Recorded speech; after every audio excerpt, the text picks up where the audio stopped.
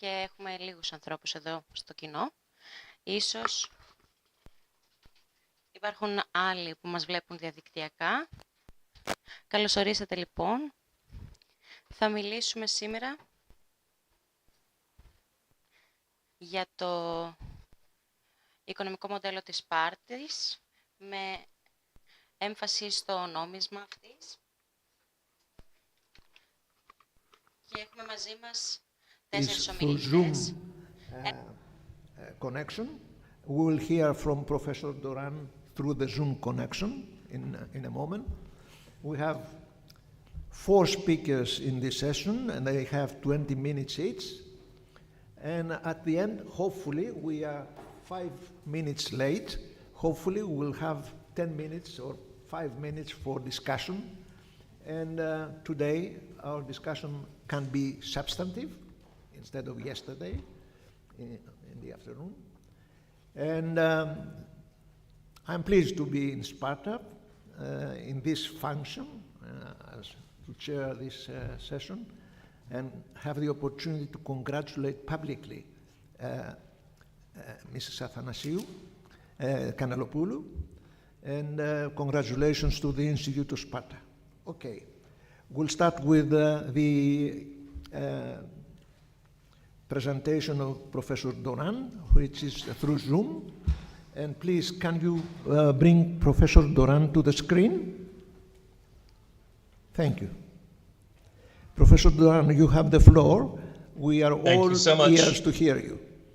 Thank you so much. Good morning from Los Angeles, California. My name is Timothy Duran, and I shall be discussing Spartan eugenics as ideology and practice. In a broad definition, economics can be defined as the way a society reproduces itself. Less broadly, economics may be seen as the way scarce resources are produced, distributed, and consumed. The most basic form of production is, of course, reproduction. The scarce resources that I shall discuss here are heritable human traits that the Spartiates found valuable and whose distribution they saw as crucial to their community. Unless we believe that ancient attestations of directed reproduction amongst the Spartiates are only part of a Spartan mirage, it is clear that the Spartiates practiced eugenics with the goal of breeding stronger, more enduring, and braver soldiers. This talk intends to analyze evidence for Spartiate eugenics and concludes that a fascination with eugenics was indeed present in Spartiate culture. The practice of directed human reproduction or eugenics indeed existed among the Spartiates, and some of the discomfort that surrounds the topic is misplaced. The following is meant to introduce a book on Spartan eugenics for which I have a contract with Palgrave Macmillan to appear around 2026. Xenophon's attestations of Spartan reproductive customs describe cultural norms preventing some individuals from contributing and granting other persons additional reproductive opportunities. This seems an ideology and practice of directed human reproduction, in other words, eugenics. It has garnered little scholarly attention. There are 3 main reasons why. First, the subject of eugenics and the very word itself often arouses distress, summoning images of the misappropriation of Darwin's insights about heredity to justify discrimination, the forced sterilization of persons classified as disabled, forced euthanasia, racism, and Nazism.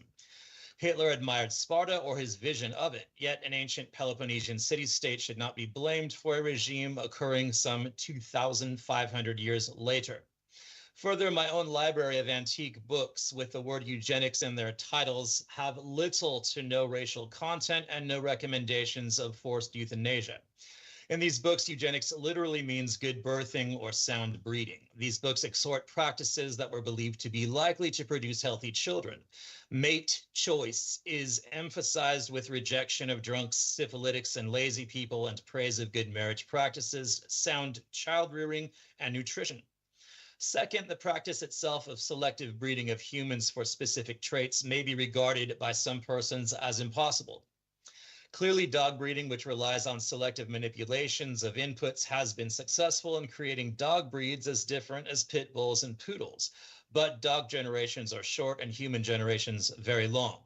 Yet if we view Spartiate eugenics as an ideology, it then becomes an aspect of Spartan intellectual history and thus a fair object of cultural historical study. It is not claimed here that these biological interventions were effective, only that they were part of the Spartan idea of their own genos, their own bloodline. Moreover, while a change in the overall Spartiate population would be impossible without extremely stringent breeding restrictions over many thousands of years, nevertheless, the offspring of selected pair bonds may well have been more likely to carry favorable characteristics. Hence, this grand attempt may have produced modest results on a tiny couple-by-couple scale. A third reason why eyebrows are raised at this topic is the cloud of skepticism around many Spartan topics over the past century, the belief in something called the Spartan mirage. Like Paul Reha, who spoke last night, I agree that the term Spartan mirage deserves retirement. I've discussed this in chapter 2 of my monograph, Spartan Oliganthropia. My method as a historian is to examine what is stated as a Spartan practice or action in a reasonably reliable ancient source, to assume that unless countervailing evidence exists, at least the core of it is probably true, and to spend my time trying to analyze how this would be likely to affect society on the ground. We move to hereditarian thought and practices that we may define as eugenic. These have existed far longer than the modern term eugenics, hence far longer than the 19th and 20th centuries. For although the term eugenics was made popular by Charles Darwin's cousin, Francis Galton, in the 1880s, basic ideas of directing human reproduction with the goal of producing offspring possessing desired characteristics probably started at the same time that heredity began to be understood, probably by the Neolithic, when humans engaged in selective breeding of plants and animals to produce individuals and lineages more docile or having longer strands of hair or fiber for textiles, or larger fruits or other desired characteristics. It has never required an understanding of molecular level mechanics of heredity to notice that if two individuals who possess particular characteristics mate, their offspring will tend to possess those characteristics. Interests in human heredity were not foreign to Greek thinkers. Theognis of Megara complains, for example, that aristocratic families are muddying their genea, their lineages, by intermarrying with persons considered low. The language is clearly biological and reproductive, and Charles Darwin even referenced Theognis in 1871. Eugenic thinking famously appears in Plato's Republic, also in his Theaetetus. In the latter, Plato presents midwives as, quote, being all-knowing concerning what kind of woman should have intercourse with what kind of man to produce the best children, unquote. This indicates hereditarian or eugenic ideas amongst Greeks of his time. Aristotle's own notions of what constituted eugeneia, or good birth, are given forth in the fragmentary dialogue peri eugeneias. True eugeneia, he argues, is located in one's genos, that is, in the fineness of one's ancestry, not in one's wealth. A most dramatic form of eugenics is the infanticide described in the later author Plutarch, who in Life of Lycurgus 16.2 writes, "The father was not authorized to rear the offspring, but he took it to a place called the Lesche, in which the elders of the tribe, sitting in council, examined the infant. And if it was well put together and strong, they ordered that he raise it, and assigned a kleros to it from the 9,000. But if it was agenes kai amorphon, low-born and impaired, it was sent to the so-called apothetai, a chasm near Taygetos, on the grounds that it was better neither for itself nor for the polis for it to live from the start, not born finely in terms of health and strength." Some argue that since King Agesilaus II was born with a limp and was short, yet was not disposed of at birth, this must mean that Spartans had no nomos stipulating the disposal of such infants. However, several arguments militate against this. Agesilaus may have acquired the limp through an accident rather than being born with it. Even if born with a limp, it may have been unnoticeable in a baby too young to crawl, and shortness can often only manifest long after birth. Additionally, Agesilaus was born only a couple of decades after the most deadly earthquake of the mid-460s. This could have loosened any rules about exposing impaired infants. Finally, he was not a Spartiate per se, but a royal, for whom the exposure rules were probably different. Even aside from infanticide, we must still label many Spartan practices as eugenic. Xenophon's Politeia of the Lacedaemonians tells us much about these. Xenophon's status as cavalryman and horse raiser allowed him to analyze the reproductive customs of Spartan society as a system of selective breeding, which, in his view, created a population phenotypically different from surrounding Greek societies. He starts his account with technopoieia, the production of offspring.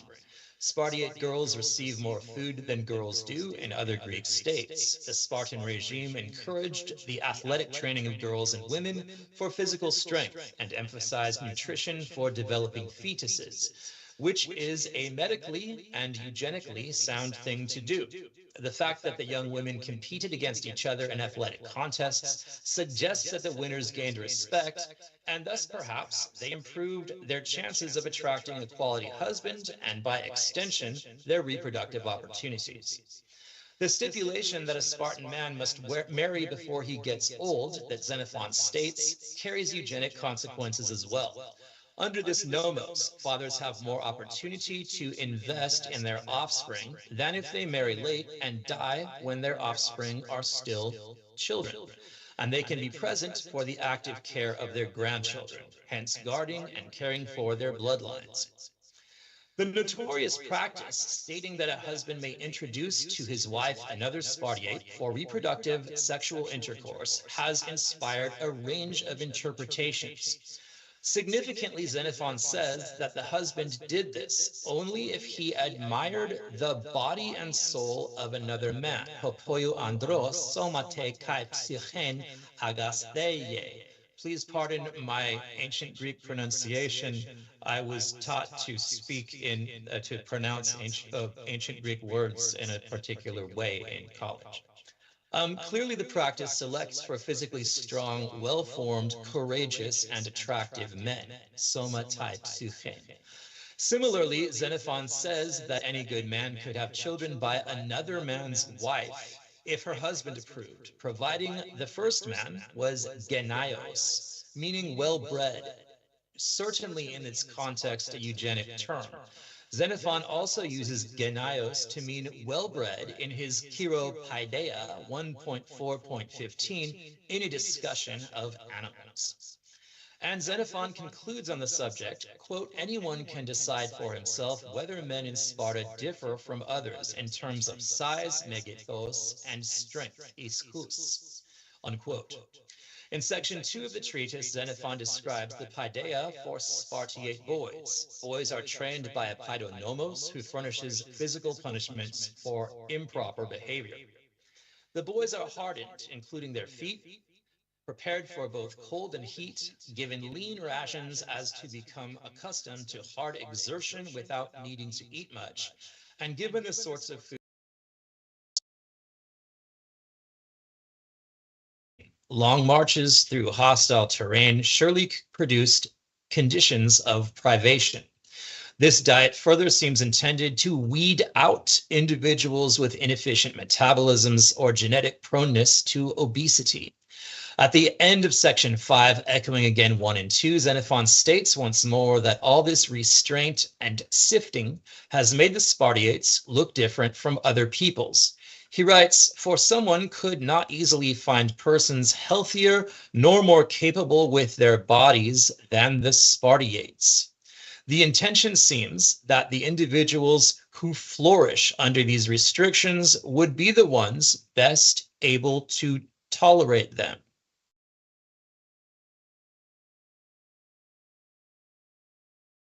In theory, if this hard regime continued for many generations, the traits responsible for strength and metabolic efficiency would remain and increase in frequency in the breeding pool. Yet we would need vastly more generations than existed in archaic and classical Sparta to effect actual population level changes in human bodies. Again, in reality, perhaps we'd see a few families possessing certain phenotypic traits in slightly more frequency that looked as though they resulted from selective breeding.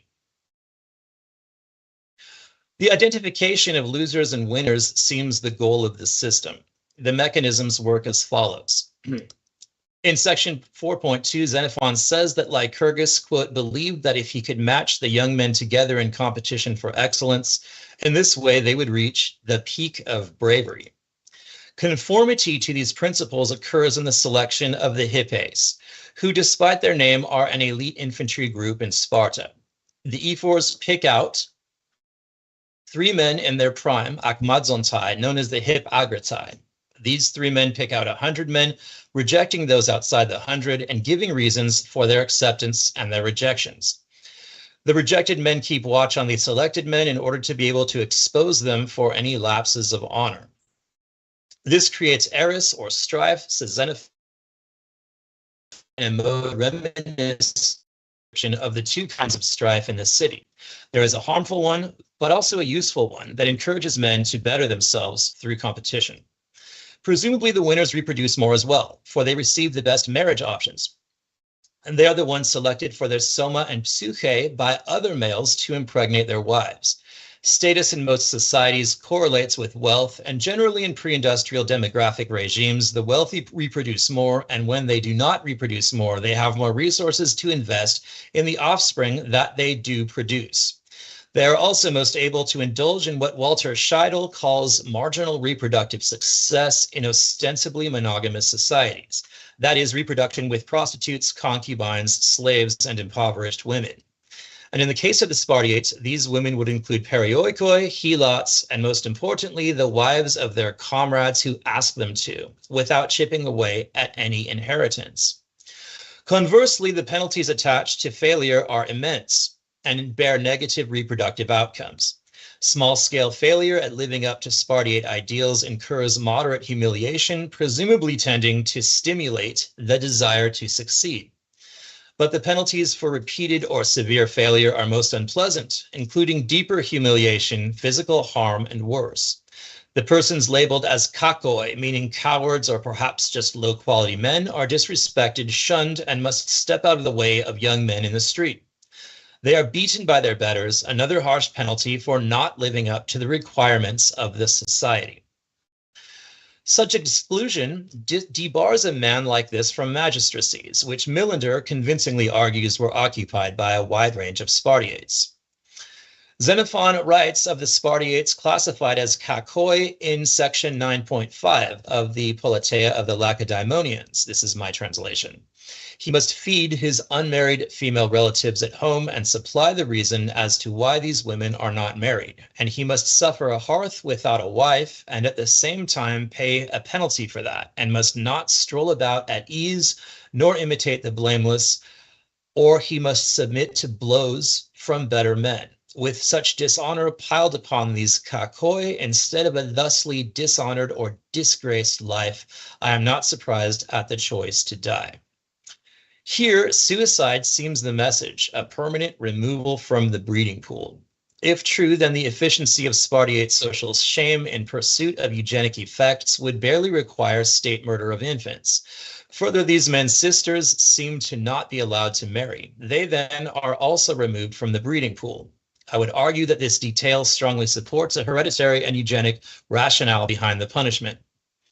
The poetry of the archaic Spartan poet Tertius, especially the first half of the poem 10, describing the terrible life of a deserter in exile, supports this strikingly. This suggests that the system Xenophon describes stretches back at least to Tertius's time, the 7th century. And unless Tertius created this cultural system, he only reflected it or elaborated it, and hence it is older than him. The surviving undesirables mentioned here largely drop out of the breeding pool by no longer becoming actively involved in reproduction, at least not with Spartiate wives. The hereditarian logic, the intended goal seems to be that if this process continued for sufficient generations, it would contribute to the reduction of certain undesirable hereditary characteristics from the Spartiate genos. The process would theoretically work alongside the exposure of disabled infants. If any of these disgraced men remained in Sparta, it may be they who helped to fill the ranks of what are referred to by Xenophon in his Hellenica as the inferiors or hupomeones. For they are no longer reckoned among the homoioi, as the Politeia of the Lacedaemonians 10.7 says. Hence, to conclude, Xenophon's Politeia of the Lacedaemonians constitutes a primary text for Spartan eugenics, as it describes in detail how individuals in Sparta who had desired traits were given additional reproductive opportunities outside of marriage, and ones who possessed traits deemed negative were severely reduced in their reproductive opportunities. This is certainly as significant an element of eugenics as Plutarch's description of infanticide, even more so since it entails not only negative eugenics, but positive eugenics. Clearly, Xenophon, as a horse breeder, perceived the Spartan system as a sieve or strainer designed not only to weed out some people from this state, but whether effective or not biologically, also to weed out certain hereditary traits from the genos of the Spartiates. Thank you. Yes. Yes.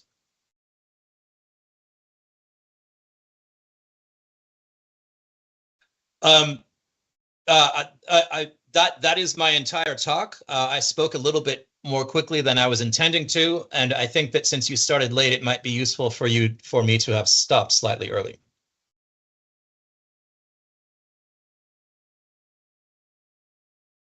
My pleasure.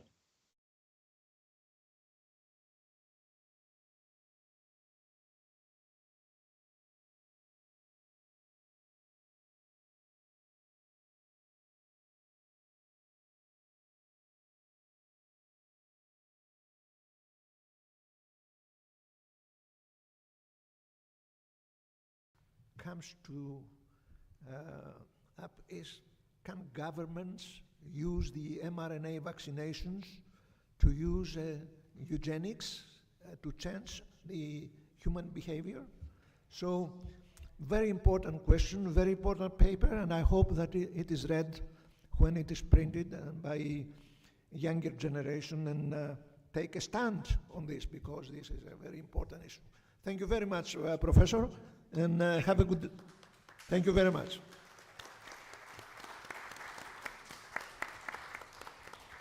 So, Christos Baloglou is now the speaker. Take the floor, Christos, and we are all ears to hear you. Σας ευχαριστώ θερμά. Καλή σας ημέρα. Κυρίες και we are here in this important Sparta for this anniversary year, covering 100 years when we have,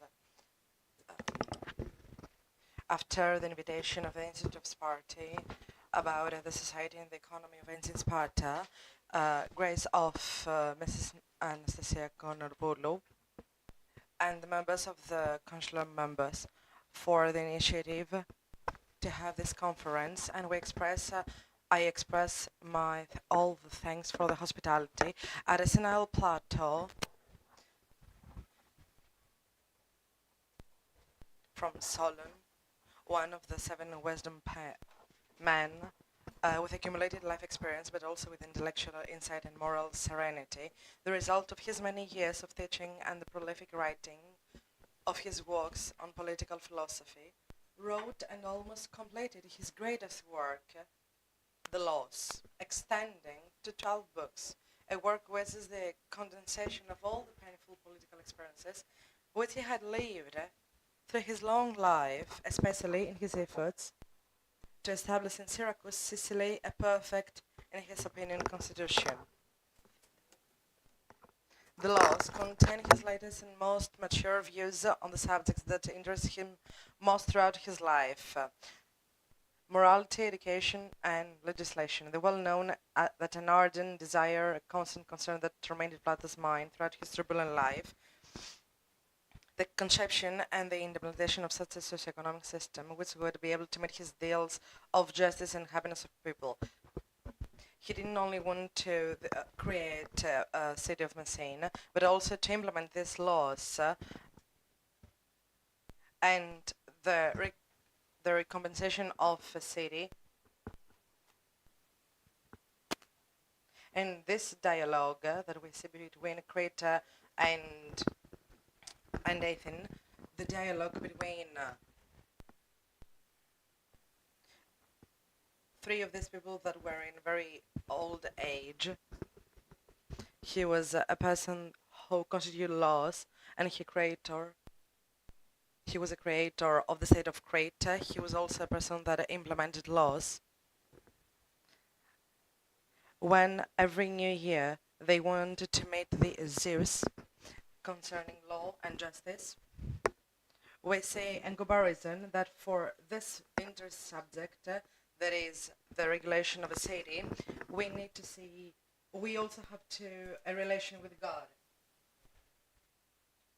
When by the end of the third book of laws, Cneas called the person that comes from another country, we also see the evolution of the idea of a state that we will see in the next book, that the people who are not God cannot regulate with success. With this idea, we abandon the idea of the king. And that idea has also been doubted in the seventh letter, doubting also the credibility of people that deregulate as other regulators. In the first Platonic structure of the laws, we saw the constitutions of all the Greek states with elements of all the cities with democracy, comparing them with the constitution of Sparta, with the presence of a Spartan regulator, along with the Athenian one, so they can comment as Plato comments about the agricultural.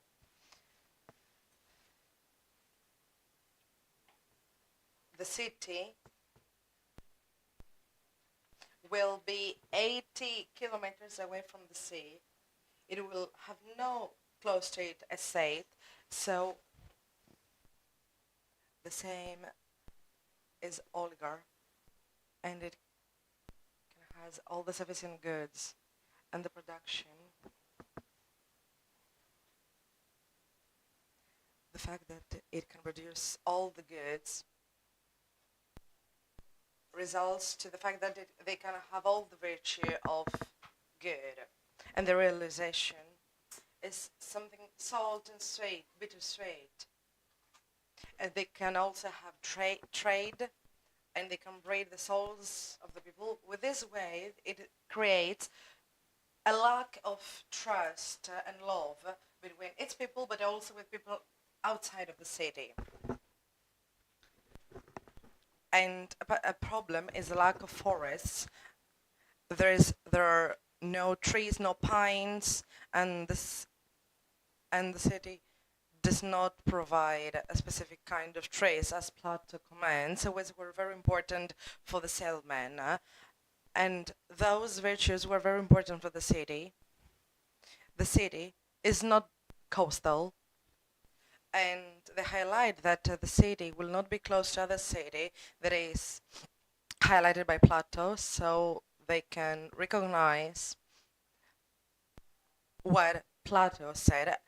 City is highlighted by the fact that it is very wealthy, something that combines the fact that it can produce a wealth, but not in a very big quantity, so they can have neither importation nor exportations.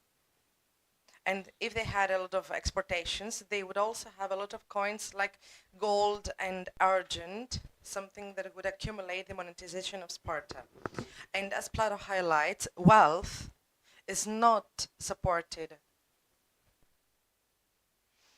from the fact that it creates problems. And what Platon says and what Platon describes about a city, for a coastal city that has also traders that want to have a wealth, creates a kind of traffic between the ports. And its appeal, and Platon's appeal for a coastal city, we can see now the presence of Athens, where the public sense is very highlighted in a lot of wars, for example, the one in Gibraltar. And all these characteristics brings us to Sparta, where we can see the public sense very high. And we haven't got a lot of coins like with gold and argent, and appeals and Platon's appeal for a coastal city can be seen Anno Domini, and in the Athenian publication, as well as in Aristotle's publications, but also in Cicero's schemes, where we can see the presence of a coastal city. Also, the city will not have luck. And we can also see all the inconvenience. For example, the walls do not bring any interest for the city, but they only protect the souls of the people, and they provide a kind of security to the people so that can be protected from any attacks. So they do not need to prepare themselves for war. They think that they can be saved, but if these walls fail, it means that all these walls have to be constructed with a specific way for all the city. Plato expresses his sympathy for agriculture,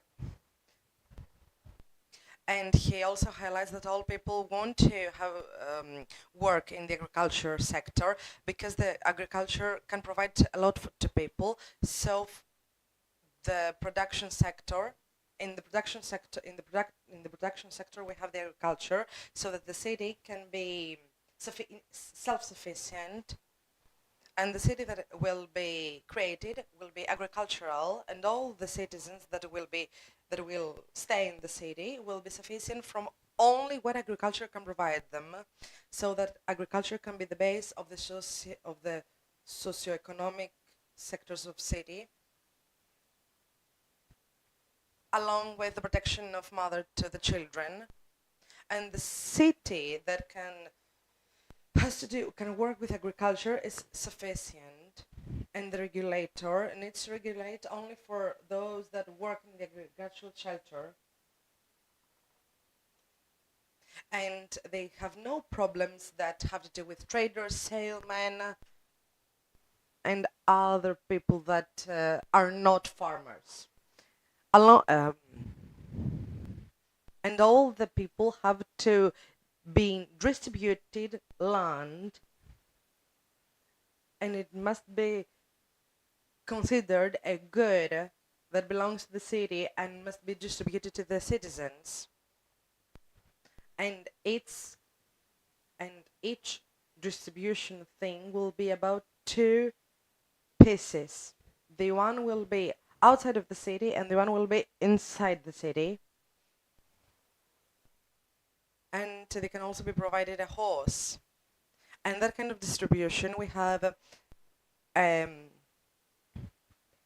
limitations. For example, the land will not be sold for money, and all these limitations have as goal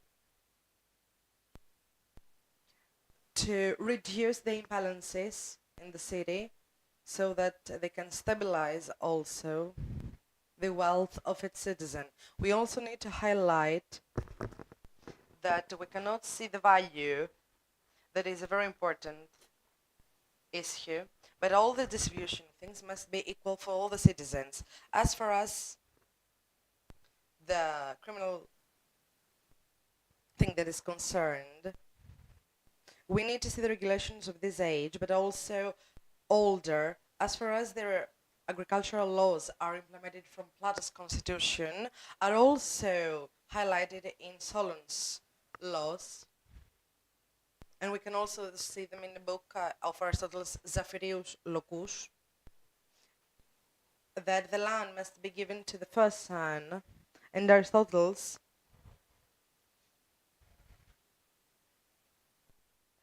shows us that the constitution has been fragmented. As far as the agricultural Spartan system is concerned, there has been a kind of inspiration to Plato. Plato recognized the distribution, but it is prohibited to sell and to buy. land that has been given from fathers, as he highlights in his publications.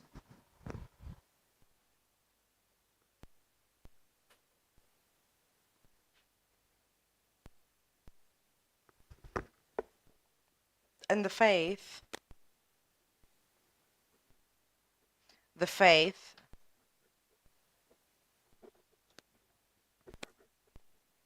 we see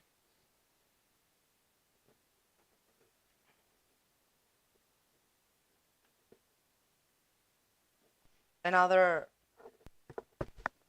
idea that Cartlett supports, that we find in Messene, in Laconia, represented the old land that was an acquisition of Spartans.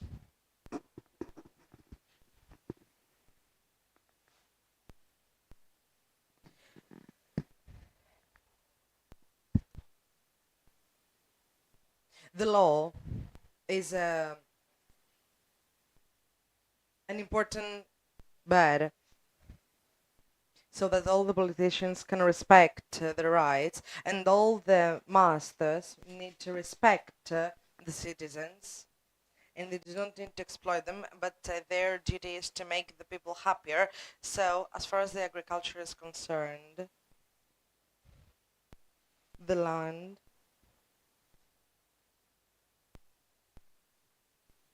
the owner of land need to consider the land a part of all the citizens, with amertume but with peace. He believes to the people that will not die in that. And all the ideals, the faith in ideals, may also provoke risks. But people that admit the nature, that also obey the laws, will be happy. Thank you for your patience and for your consideration. Thank you very much, Christos. Your speech creates a lot of questions that we will discuss later. Next is Dr. Giannopoulos. We're going to have 5 minutes, maybe 7 or 8 at the end for questions. So,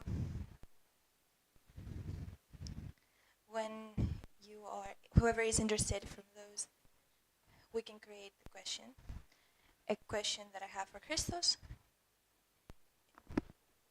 is equity before the law, or equality in reality? There is the unwritten law of the unwanted consequences. You try to do something else, and other thing is the result. Thank you very much.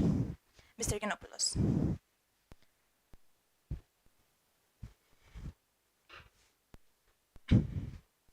Good morning, everybody. Thank you very much for this honor to take part in this conference. We'll go back to Hellenistic Sparta and regarding Sparta's relations to the region. In year 195 BC is for most scholars of Sparta a benchmark for the founding of the Lacedaemonian League, because it coincides with the ceasefire and the treaty between Nabis of Sparta and Titus Quintius Flaminius of Rome. This treaty maintained from one hand the independence of Sparta, from the other hand it was favorable to the regional coastal cities of Laconia, where Pericles lived.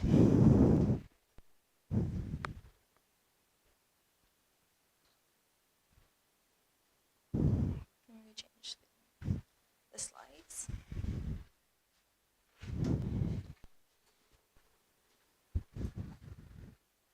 This one.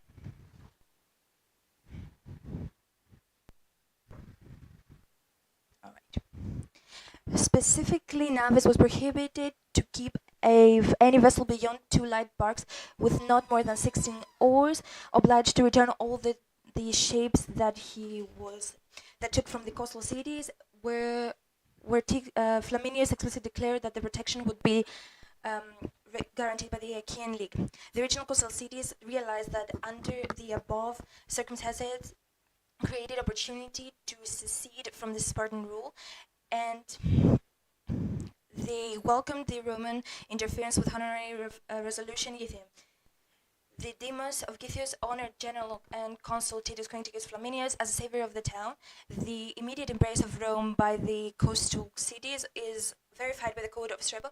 Sparta, therefore, loses its coastal seaports. At its founding, the League hasn't really detached from the Spartan financial philosophy. It only knows this. Although they developed their own culture, the Pericles always considered themselves as a part of the Lacedaemonian society, coalition of the Peloponnese. They recognized the same king as Sparta and contributed to the wars under its leadership.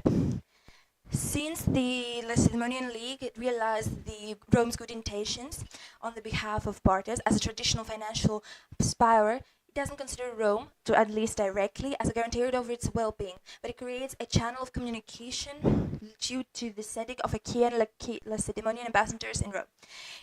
At the beginning, there was a reasonable guardedness for the internationalization of commerce, since the traditional Spartan economy favored restrictively the commerce. The relations between Sparta and Pericles, it wasn't always bad, and it also played an important role in regarding army. Traditionally, the role of friendly functions based on this perception, Pericles and mostly Ilots cultivated the farms of Spartans and paid taxes in substantial degree. The donations beneficiaries supported the Laconia and their area of antiquity, but weren't enough to cover the sum of financial needs. The League, with a vision to improve the freedoms and autonomy during its founding, with 24 cities deprived financial means, but not financial opportunities due to excess resources in the region, as a result to loaning.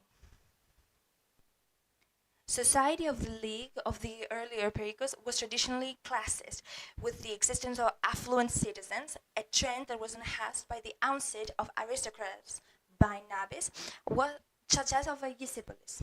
The arable lands of the League probably were controlled by wealthy Pericles that pre-existed and were reached by aristocrat outset from Sparta. The wealth generally that was collected to the wealthy, the affluent aristocrats, was more than the one that ended up in public funds.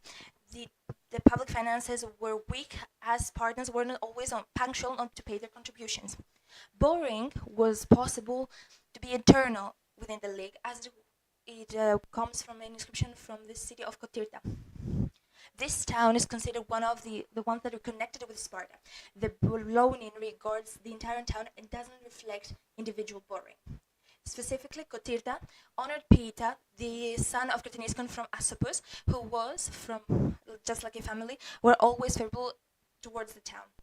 It faced financial problems due to monetary transactions, market cost, interest, financial penalties, and their benefactor, since it has the unanimous opinion of the efforts of Asopus, promised and gave a loan to the town, how much it needed, and actually without interest, facing to be honorable and honest. The town honored him and his predecessors as ambassadors and beneficiaries, and declared on the resolution of the inscription security of the loan, guaranteed mainly through its payment. It was given total tax exemption from taxes and services. This signifies the plenty financial activities that were audited by the League. It means that to give exemption, it controlled taxation in every country through the tax collectors. The same thing was held true for the city of Sparta.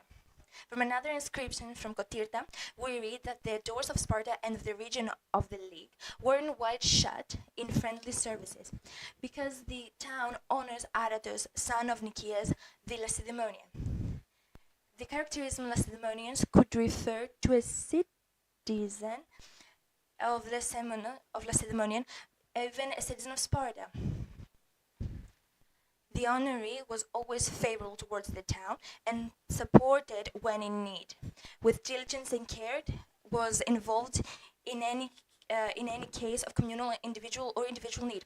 This fact isn't that it's not a citizen of the 24 cities of the League is clarified by the following.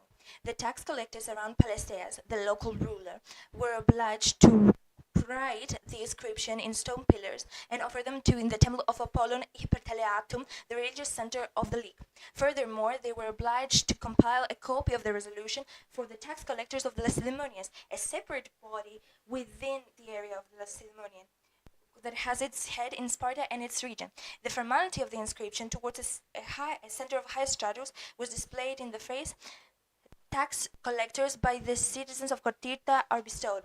A collective unanimous resolution, something is not observed for the honoree by the member of the League of Suppose. Copies concerned probably external of the League cities as a sign of friendship and cooperation.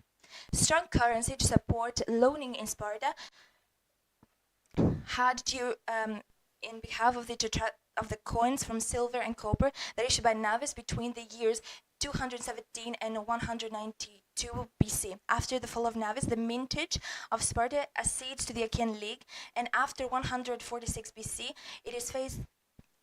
we see an autonomous Spartan circulation. The circulation of the Spartan currency in towns wouldn't have flourished without able to help the repayment and the population return to Sparta. The power and supplies of Sparta were impeded in injunctions or confiscations. In the same fate, in return to the political system, due to insufficiency of finances or promises of a better finance balance, we consider for the town of Myklès. In an inscription of the town, we honor the tax collectors for their work, established in the years of Nicias. The tax collector was Pasitelis IV, Euthymenus of Lysicrates, Damiad of Damiad, who served the mandate and handled cases, earning the trust of everybody. Reason was the fact that they were uncorrupted, selfless, and the year went by quietly. The network of tax collectors and loaners in Sparta seemed to control every currency circulation without using violence, without opposing to international treaties. By this way, they went after traditional aristocracy to regain the political control that had lost in order to guarantee peace and stability. Reasonable, in the end, is the interest of Sparta to associate itself with a port with peaceful and impeccable means, such as of Cortirta, in order to have a seaport. The towns of Myklès and Elos, reunified towns, were nearby the Avrota River and were they were rich in agricultural production. The village Crocès with its quarries are in the same axis with two previous towns, a very lucrative area that is not mentioned in the already written 18 towns of the League and probably belongs to the 6 that receded. Agricultural activities, fisheries, quarries, and craftsmanship gave the opportunity of financial organization, work, and creditability to the League. The powerful currency of Sparta was based in not at all considerable reserves from silver and gold of the powerful men in the city, and it was difficult to devalue the exchange rate. Maybe for everyday use, to have the use of foreign currencies that come into the town, but the League supported and depended on from Spartan currency without actually to have the detailed economics knowledge to assess it correctly. The Pericles worked hard for these ideas, the Lycurgus ideas, while for Spartans it's mentioned that from Strabo, that other from friendly factions didn't contribute to anything. Spartans, of course, engaged in other intellectual and military activities, and in reference that they didn't contribute at all is in comparison to with physical awareness and exhaustion that the manual occupations of Pericles are against the intellectual of the Spartans that didn't have a lot of expenses as tireless training was. Of course, some Spartans seem to have forgotten Lycurgus principles in the end of the Hellenistic era, which were overshadowed by luxury and intensification of financial transactions. Honorary resolutions concerning economic benefit didn't in towns that didn't return to Sparta and honored Lacedaemonian. The town Geronthus honored Euthymenus of Crates because it brought revenue to the town. Therefore, were not before a plan of destruction of the Lacedaemonian on behalf of Sparta, but the phenomenon that homes took advantage of economic areas because they controlled the flow of money and deterred violence or revolts. Aristotle himself considered Spartans one of the wealthiest of the Greeks, and their wealth didn't confine metals like gold and silver, but also in luxury items, furniture and fabrics. That something that justifies one source of revenue was loans. The situation with credits, or then their profit or loss, what they result, didn't leave uninterested the Achaean League. It was charged, according to Rome, the supervision of the area. The Aeos came to Sparta in the year 149 BC with a goal to punish those that disturbed it after a question from the Senate. When the senators wanted to know who was responsible, he named 24 Spartans, that they came first everything.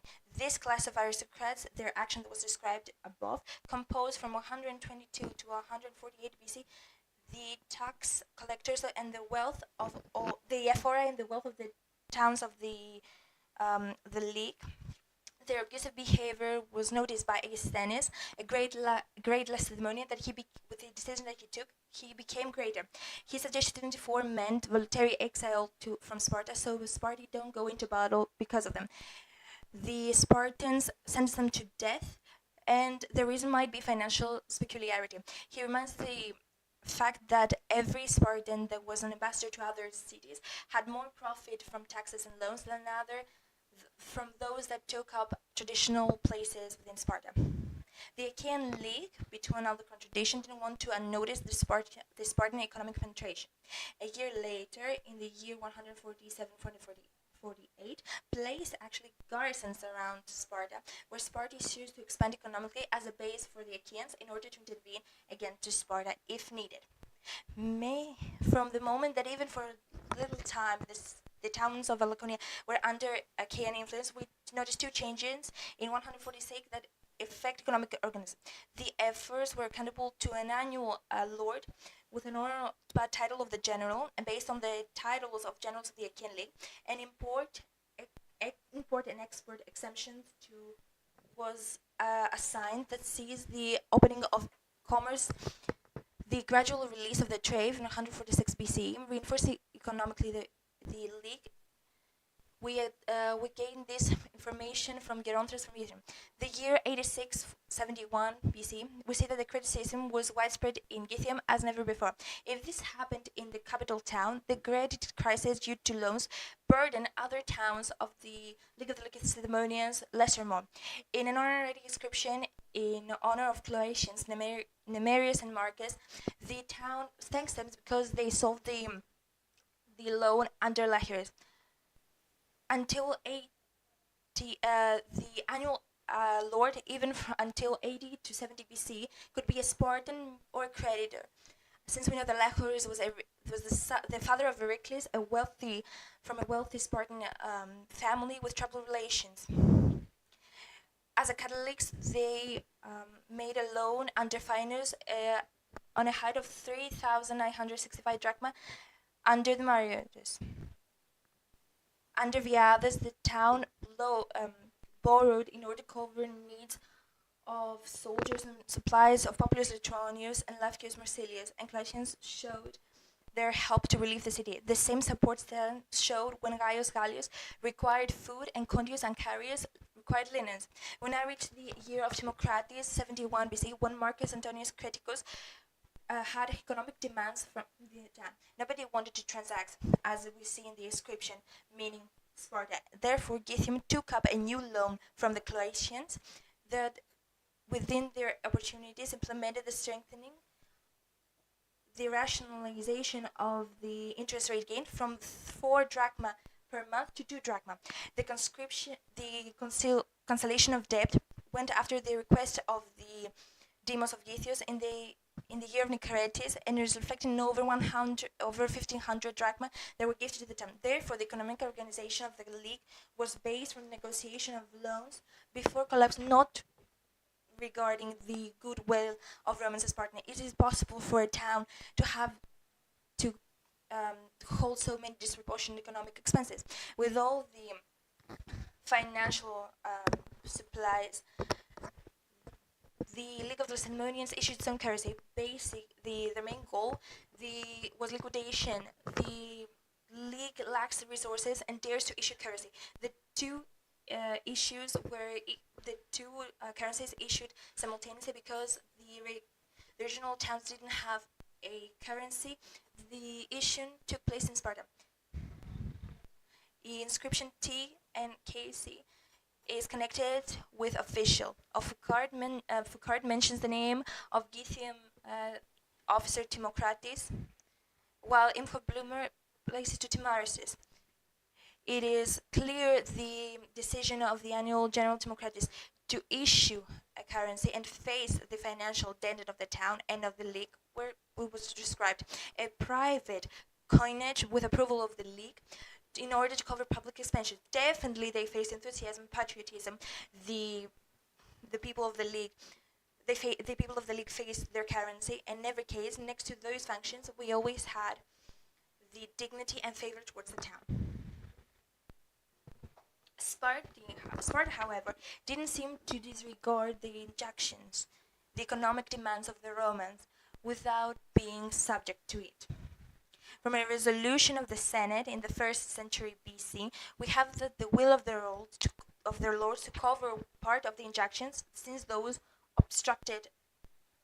We don't have the economic demands were connected immediately with criticals. They called all the citizens to contribute financially, to show more interest in the public life, and those appear to the demos to express their unanimous opinion, to unanimously declare that they will face the problem, although the Spartan ideology didn't encourage the wealthy to be generous towards the community. The reason for this was the stance of Diotimos, which in the past loaned to private people and obviously Sparta when in need, conferred that those friendly functions regarded mintage and loaning towards the league in order to cover the Roman economic demands in order not to reach the inland and to be served. The towns considered serious reasons to issue a currency and was connected with the function needs for the development of beneficiaries from wealthy people, tyrants, and the wider range. The response of Sparta in the new economic data wasn't late, because it started to issue 10 types of bronze coins with many monograms of official. From the inscription to Marius, we know that the wealthy houses were the ones responsible to fund the mintage in the area that we examine. With the national LA, Lacedaemonian, we notice 3 series, we see them all here, that were issued simultaneously without any extra monogram. In 71 BC, the League of Lycandrians issue a currency with a monogram, and they follow in the same way, meaning with monograms, 7 types of Spartans, because otherwise from taxation and loans, in more Roman economic demands were increased.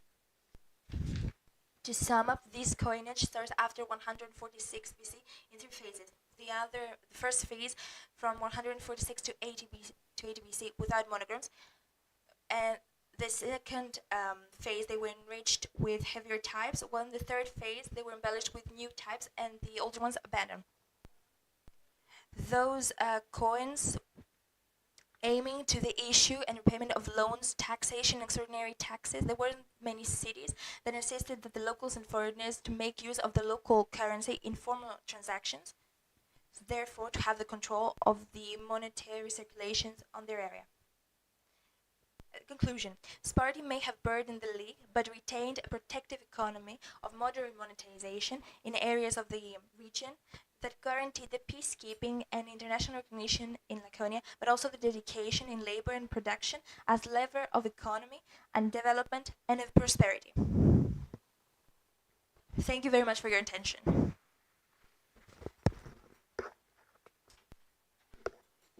Thank you very much, Mr. Yiannopoulos. Your contribution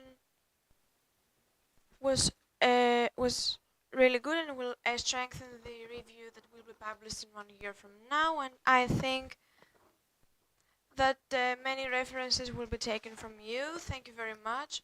I didn't know so much information about the same period. Dr. Gramenos is the last speaker of this session, and we will later have a discussion. Thank you very much.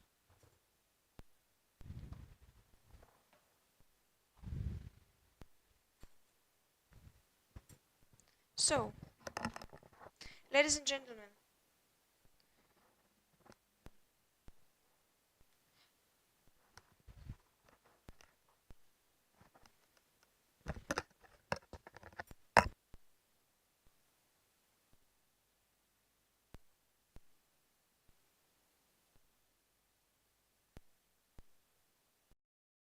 of Sparta to the modern city of Sparta, a great labor.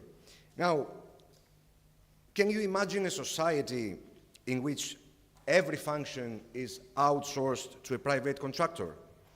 In 2014, I was teaching a seminar on political leadership.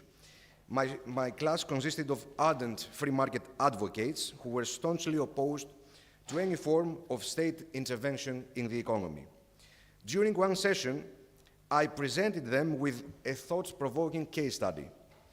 The Canadian government had decided to allocate funds for humanitarian health in Africa, not as a direct subsidy, but as an investment in the development for a cure of Ebola.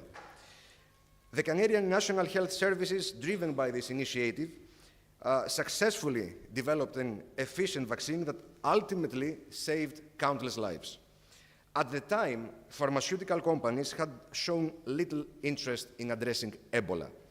The disease predominantly affected impoverished African nations, and the potential profit margins were deemed too low to warrant significant investment. However, in 2014, the first cases of Ebola were detected in Europe, triggering alarms among authorities and the medical community about the potential for a global pandemic. In response, the Canadian government made an anticipated decision to freely license the vaccine to the pharmaceutical industry, enabling mass production at a low cost. I then posed a question to the participants. Was this state intervention in the vaccine market justified, or was it a mistake? What would they have done differently? Despite my experience in these discussions, I was still taken aback by their unanimous response.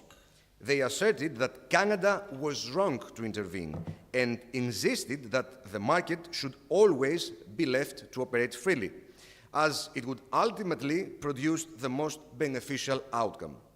The urgency of the situation did not sway them in the slightest. One participant explained that, in his view, even if the disease spread and claimed hundreds of thousands of lives, the pharmaceutical companies would have eventually developed a vaccine without any need to disrupt the natural flow of the market. What can we observe from this perspective? Firstly, there is a teleological belief that the market will always find the optimal solution. This belief is rooted in the notion that there exists a singular economic orthodoxy, a kind of natural law that must be respected unconditionally. In addition, we notice a disturbing relativization of human existence. Secondly, the idea that people may die is deemed less significant than preserving the health of the market. And thirdly, social consequences and the well-being of society as a whole are dismissed as inconsequential. Of course, this is not the only perspective in the world today. However, as we notice, neoliberal economics are increasingly gaining traction, particularly in contexts where any welfare policy is stigmatized as socialist. For this reason, we will now contrast this example with the principles of Sparta. To begin, it's important to place Sparta within its broader historical context. While Sparta was indeed unique, as Professor Kotios explained yesterday, it shared many common practices with other Greek city-states of the same period. Simplicity, for instance, was a value not exclusive to Sparta, though the Spartans took it to an unprecedented level, of course. It's worth noting that ancient Greece, particularly the mainland, was never known for its wealth or luxury. The most magnificent structures, such as the Acropolis of Athens, were public and did not serve as private displays of wealth. Furthermore, we must recognize that Sparta existed in a world and a civilization vastly different from our own. Therefore, we should avoid making direct comparisons or assuming that the lessons of Sparta could be directly applied to modern societies. They simply cannot.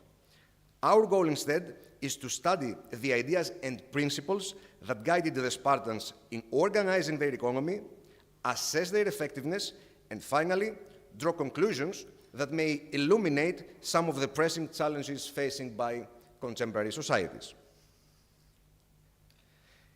Sparta's rigid social hierarchy, communal living, and economic arrangements, including the distribution of land and the use of helots for agricultural labor, were all carefully designed to create a stable, disciplined society capable of sustaining a powerful military. This was essential for such a small population that needed to defend itself against both internal revolts, such as those of the helots, and external threats. By minimizing wealth disparities among the equals, OMI, the system reduced internal strife and distractions that could possibly undermine social cohesion.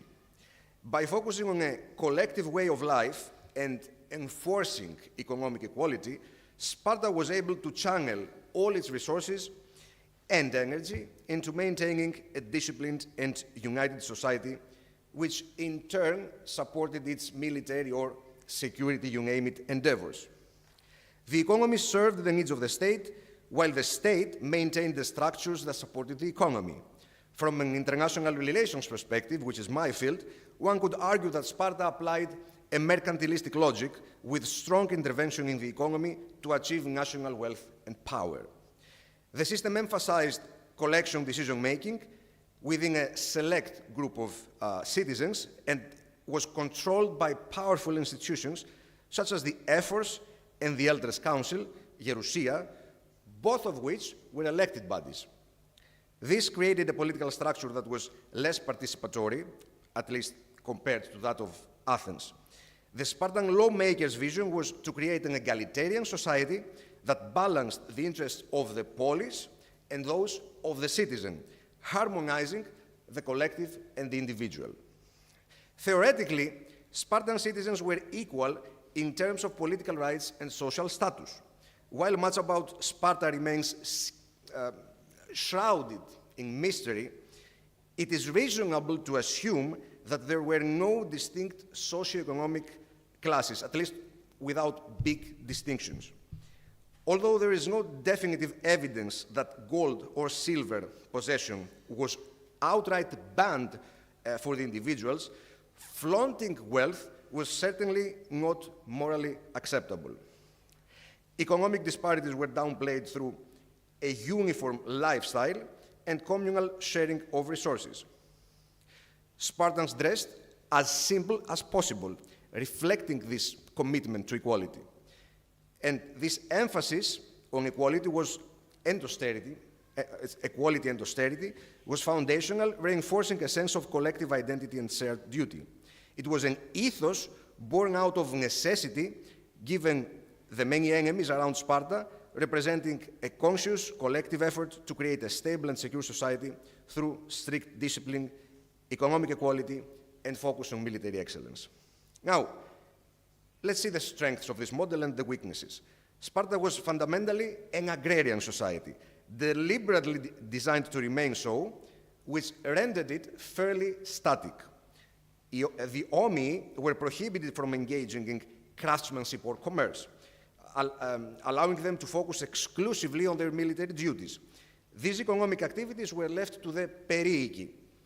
Citizenship now came with strict conditions. A Spartan had to undergo the rigorous state education system, agoghi, and contribute to the communal messes from the produce of their estate, klaros. There were only two ways to acquire an estate. It has been discussed already by the previous speakers, either through a grant or inheritance from a natural or adopted father. Estate sales were prohibited. The patrimony system allowed lots to be passed on to female heirs, establishing a form of life tenure.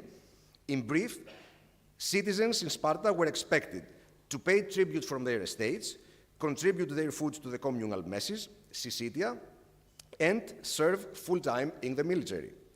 They were also obligated to provide their own weapons and equipment as hoplites in the form of the payment, providing the payment for this equipment, and raise their children, particularly their sons, according to the strict standards set by the state. The primary right now that balanced these numerous duties was the right to participate in the ecclesia, or in other terms, appella, the citizens' assembly, and the security provided by the state. What about the weaknesses? Adherence to the city's laws and maintenance of good order, known also as evnomia, was essential. Evnomia asserted that true freedom could only be preserved under the rule of law as opposed to the chaos of tyranny or anarchy. In this respect, Sparta was not so different from other Greek city-states. Freedom required constitutional development, and it was up to the people themselves to bring it to life. As Aristotle famously said about the polis, while it comes into existence for the sake of life, it exists for the good life, meaning that one could not experience true freedom outside of it. Nevertheless, it is important to note that the Spartans were not ideal citizens or paragons of virtue, as sometimes we tend to think of them. Like any other society, they had their flaws. Bribery and the desire of good living were among them. The laws of Sparta were explicitly designed to curb these impulses, encouraging citizens to prioritize the well-being of the city-state above private endeavors. Alas, the strength of Sparta was simultaneously its weaknesses. The city underwent significant changes following its victory over Athens, what a paradox, and its transformation into a robust regional power acting in both sides of the Aegean. The pivotal moment was Agesilaus II's campaign in Asia Minor, where he defeated the Persians and brought back substantial booty to Sparta. This influx of wealth in a static agrarian society, resorting to barter to satisfy its needs, gradually eroded these strict ethics that had long defined Spartan society, leading to the abandonment of traditional customs. We can assume that material distractions had a radical impact on Sparta, because in the medium term, they were followed by emphatic defeats in battle, like in Leuctra. This decline contributed to a reduction in population, which proved to be a major weakness of the Spartan economic system. By Aristotle's time, oliganthropy had severely distressed the economy. The rich had become richer, and the poor had become poorer. Additionally, the testamentary laws and the ability of women to inherit family property concentrated significant portion of the land, around 2/5, in the hands of women, further exacerbating economic disparities and poverty.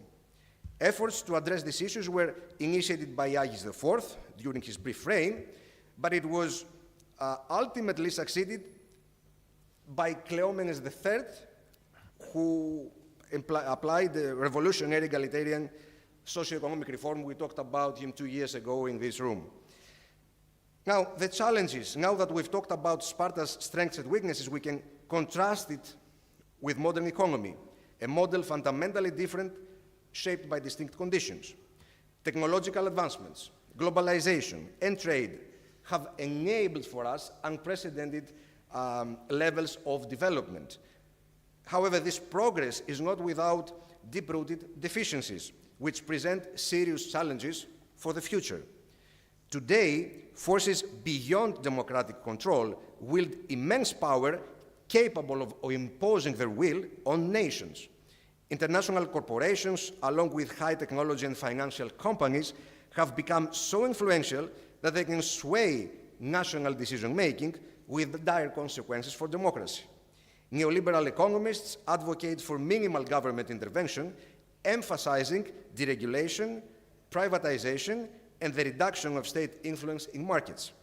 While these policies are allegedly designed to promote competition and efficiency, they also create conditions where market power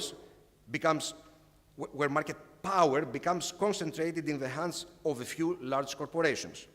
As a result, the market substitutes politics, and the citizen is reduced to a mere individual whose behavior is dictated by economic rules. In such a system, the market itself can become authoritarian, leading to either an impotent or an authoritarian polity. As it was explained by Colin Crouch, big economic interests have the power to influence policymakers, extending their reach into the political sphere. And while liberal theorists believe that as nations become more economically interdependent through trade, the likelihood of conflict decreases, history has shown that hard power dictates both the terms of peace and the price the weak has to pay for any arrangement. Thinkers such as Jason Brennan go one step further, rejecting even democracy. He argues that most people are uninformed and irrational about politics, like you and me, leading to poor decision-making. Brennan's critique suggests that the uninformed masses may support policies that are economically harmful or that infringe on individual rights. Similarly, someone from the past, Friedrich Hayek, had criticized majoritarian democracy, arguing that it can lead to the tyranny of the majority, where the interests of the many override the rights and freedoms of individuals. In the balance between the individual and the collective, neoliberals champion individualism. The notion of the citizen, politis, is diminished in favor of the individual as a consumer. It is what Sandel describes as the transfer from a market economy to a market society. In a minimalist state, politics exerts minimal influence over social affairs, which are instead governed by market laws. Today, our societies face a crisis of citizenship and cohesion. While democracy interlinks rights with responsibilities, neoliberal thought disconnects rights from society in the name of self-determination, where anything can be claimed as a right without an equivalent responsibility in return. In practice, what this theory suggests is to strip the citizen of political substance, leaving them defenseless against the power of market conglomerates. The consequences for the state strategy are apparent. Societies cannot prosper when they are fragmented. People need something to believe in, a common narrative, a genuine goal. Take national defense. What many states do is outsourcing their defense to professional bidders, detaching military service from civic responsibility.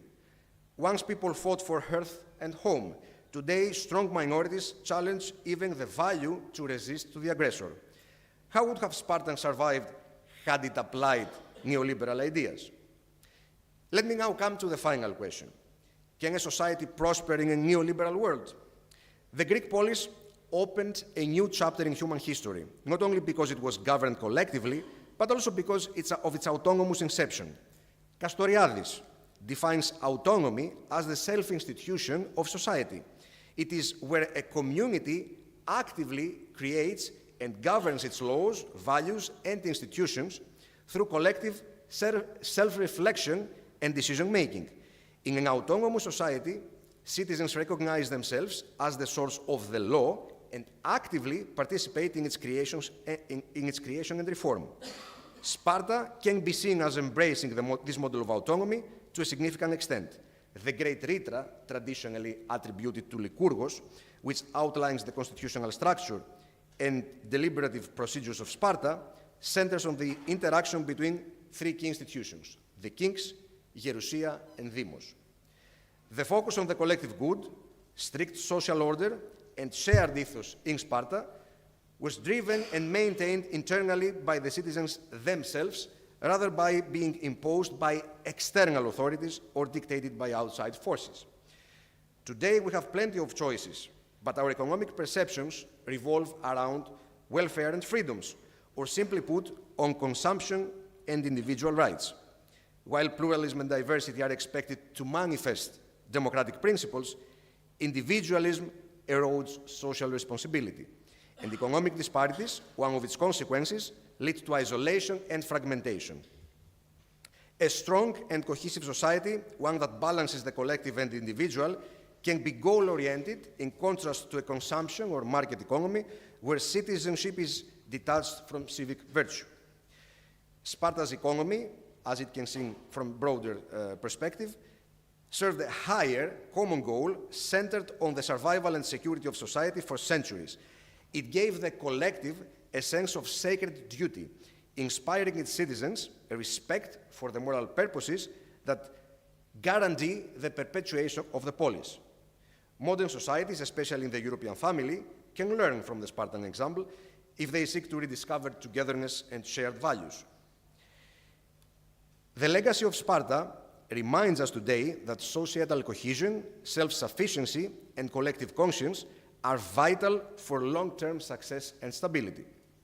Spartan simplicity and collective ethos can definitely inform our efforts to address the growing challenges of living imbalances, especially when it echoes the teaching of Hilon the Spartan, one of the 7 sages of Greece, who famously advocated for a modest and harmonious way of life, encapsulated in his maxim, nothing in excess, μηδέν άγαν. Thank you for your patience. You're welcome. Thank you very much, Dr. Kramenos. We are 5 minutes away from coffee, so I will entertain 1 or 2 questions, quick questions. And if there are no questions, I will make 1 comment.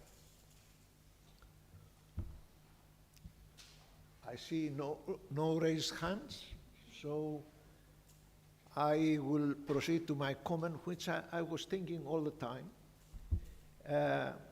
just drawing on the first paper, on the eugenics. You know, today there is a lot of research in modifying DNA, the DNA of human beings. And on the other hand, there is a new branch of science which is called artificial intelligence. Just combine the two, artificial intelligence with biological research. Okay, now we know that biological research tries to conquer cancer, tries to conquer cardiac arrests, and so forth, awful diseases. But if the human race in the future don't place strict limits on the combination of these two, I'm afraid that human beings will change for centuries through this research. And I call upon all you to worry about it and act within the limits of your influence and power as teachers, as researchers, as citizens, to see that some limits are placed in these two developments, which hold a lot of benefits for humanity, but at the same time hold a lot of risks. So thank you very much for attending this session, and see you in coffee. You're welcome.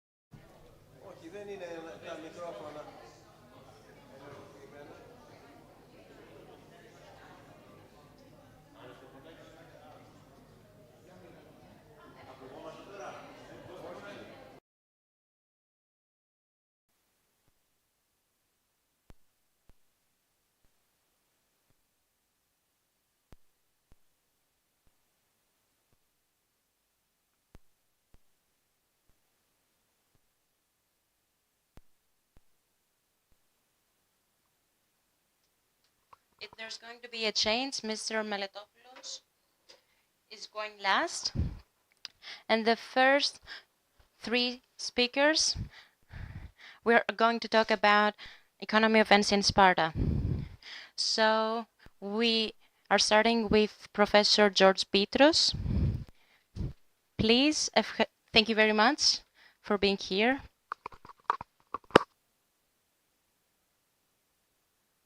Ευχαριστώ πολύ, Πρόεδρε. Όπως μπορείτε να δείτε και στον πίνακα πίσω μου, έχω αλλάξει λιγάκι τον τίτλο, διότι είναι πιο σχετικός με τα ζητήματα για τα οποία θα μιλήσω. Θα μιλήσω για το αντισταθμιστικό εμπόριο στην αρχαία Σπάρτη. Δεν μιλούμε πολύ γι' αυτό στις μέρες μας. So, what I will say are some tentative thoughts because I didn't know anything about Sparta. I had read very little, and I concentrated on this.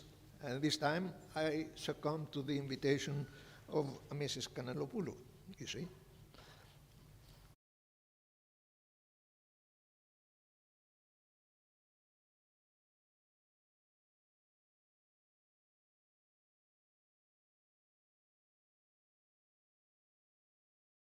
'70s and '80s,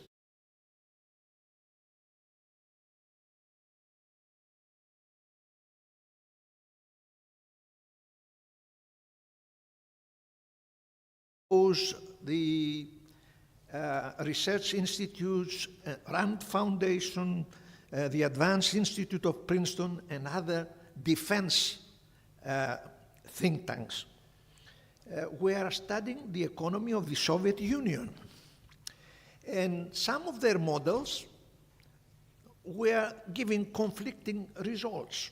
Some of the models showed that the economy of the Soviet Union ought to have collapsed by 1970, 1980. They saw that agricultural production was going down, manufacturing was going down. They expected that the Soviet economy would collapse. Other models, however, showed that the Soviet economy was doing well, and probably the projection of power from the Soviet Union would continue and probably will challenge West more seriously than before. So after the 1990 dissolution, you remember the Soviet Union collapsed in 1991, and those who were building these models of the Soviet economy started to be very studious and ask, why did we have these conflicts in the models? And these conflicts turned them to Sparta. Why? Because they thought that mutatis mutandis, τηρουμένων των αναλογιών. This is the explanation of mutatis mutandis. Τηρουμένων των αναλογιών, η οικονομία της Σοβιετικής Ένωσης, Soviet economy, was similar to the economy of classical Sparta. I am not talking about Sparta in Hellenistic times, and with currency, with Nόμισμα, and all the rest. So, I'm talking about the model of Sparta from in the 4th and the 5th century. And they were finding very many similarities. Why? Because the Soviet economy and the Spartan economy were command economies. Economies which were based on central planning. But while in the Soviet Union decisions were taken on the basis of linear programming, which at the margin, the allocation among private state sector is based on marginal analysis, namely benefits and costs. In Sparta, the allocation of resources between civilian and military uses were taken on command. What the king would say, the two kings would say, what the appella would agree to, and so forth. These were two different systems of reaching decisions. And now we come to the main issue, which concerns me. The West, before imposing the sanctions in Ukraine, put down the models to find out how the Russian economy would behave under sanctions. And they found out that these sanctions do not work. So I said, why they don't work? There must be something else, something missing from the models. Or the Soviet Union at the time had learned too much in other ways of trading that they are missing from the models. So I think that they are now turning around and understand that the sanctions don't work because Russia now imitates the technologies they had learned at the time in counter-trade technology. What is this counter-trade technology? I'll tell you. Here I repeat that something was missing from the models, and that is why they were getting conflicting results, and that is why they missed the effectiveness of the sanctions that they put on in the case of Ukraine. So, what is counter-trade? Is exchanging goods for goods.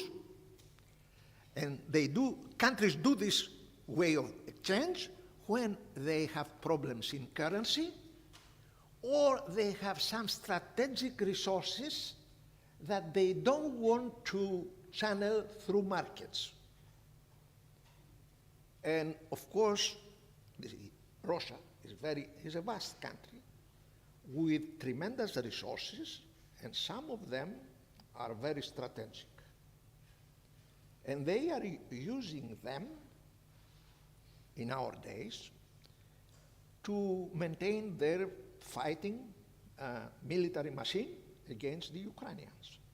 That is why the sanctions don't work, because Russia now has strategic resources which sells to China and to India. You read the newspapers, right? So how do they sell these goods? They sell them through clearing. Some of you, the older people from you, will remember this counter trade has a lot of variations of methods of transacting. Two of them is barter, goods for goods, and the other is through clearing accounts. What is a clearing account? Is an agreement between two countries to exchange goods at prices, international prices, but always balance the remaining in the account through exports and imports. Namely, currency doesn't change hands, and currency flows don't take place. No currency would go back and forth, since the countries had agreed to balance out the accounts among them through imports and exports. If, I remind you, I was telling a young lady a moment ago, I remind of you that Greece exported agricultural products to the Soviet Union, oranges, olive oil, whatever, and Greece was getting back energy, oil and gas, and military equipment. Now we have some military equipment that we give to Ukrainians because it has been stored and maintained in warehouses, so they ship them out now. And of course, we had bought the flying dolphins, which some of you have used in the Aegean. Right? The flying dolphins from that. Okay, let me proceed because there is a binding constraint on time. Okay. The Soviet Union had invested a lot. It had the human capital and the technology to run counter-trade activities. And they are using it now. And they are using to their benefit. And if Westerners want to improve the effectiveness of the sanctions, they have to go back and integrate into their models this technology, the technology of counter-trade. Okay. Now, I ask myself, have Western analysts been able to integrate this technology into their models? I don't think so. Logically speaking, if they had been able to integrate this technology, they would have improved on it, and they would have cornered the Russia of today to stop the war. What else could they do? Okay, on this basis, I say that something is missing from their models, and this is counter-trade, which I got a reassurance that this may be the missing link in the models from Bresson's study. It's a 2022 study, very nice study, which says, yes, the transactions in Sparta, they were taking place through barter. No currency was intermediating barters. Okay, barters could concern exchanges of domestic goods. But if they wanted to import some or to export, who would translate local goods to foreign goods? Or if they wanted to import something, and we know from Aristotle that Omi, the class of Omi, had a lot of luxuries. The same we know about Soviet Union. If somebody got married and wanted a bedroom, Soviet Union would wait for 2 years to get a bedroom. So it would better provide the bedroom through cash, either from Bulgaria or Romania or West. We know that there were gray and black markets working there. So domestic markets probably transacted in terms of barter, goods for goods, which was very difficult, of course. But what about if the military administration of Sparta wanted to import some metal for military purposes? How would they pay for it? Who would transact local goods to foreign goods in order to buy these metals and equip your military? They couldn't have everything they needed in order to equip their military. So somebody in Sparta was in the business of converting local goods to international goods, even without money, through a clearing account. Who would be the entrepreneurs who were doing this business? I think we are the Metici. The Metici were in the business of converting for local goods to foreign goods, and the other way around. So this is my discovery. And I motivate the historians of economy, just to think and to search for proofs. Did Metici really act in the conversion of local to foreign goods? Because you don't need money in order to transact, as long as there is some know-how how to convert local goods to foreign goods. This is what China does these days, and India does, and all countries which have currency difficulties, right? I'm going to finish one of these.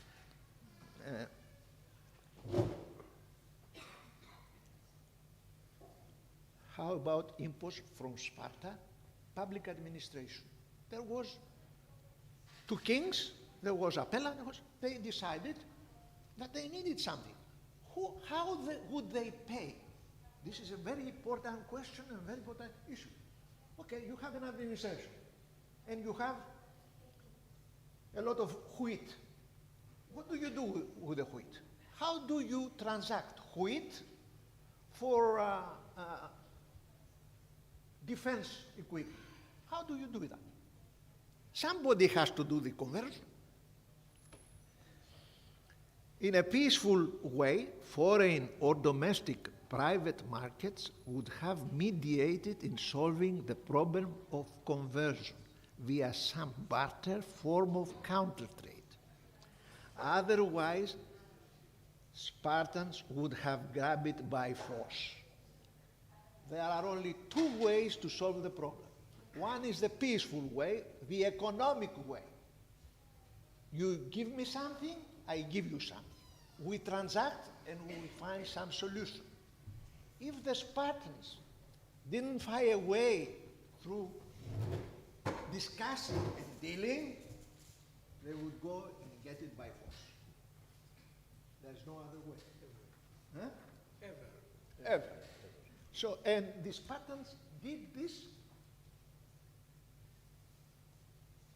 Okay. They did it quite often. Okay. I think that in Sparta there were illicit foreign trade markets. I'm certain. I don't have proof, but I believe it. There were gray and black markets. Only through such markets could the Spartan administration convert whatever goods they had in their disposal to foreign purchasing power. So if they allowed some foreign people, some foreign entrepreneurs to do the conversion, or they invited the Metiki to do this conversion, this is a touchy issue. Historians have to search for it. Okay.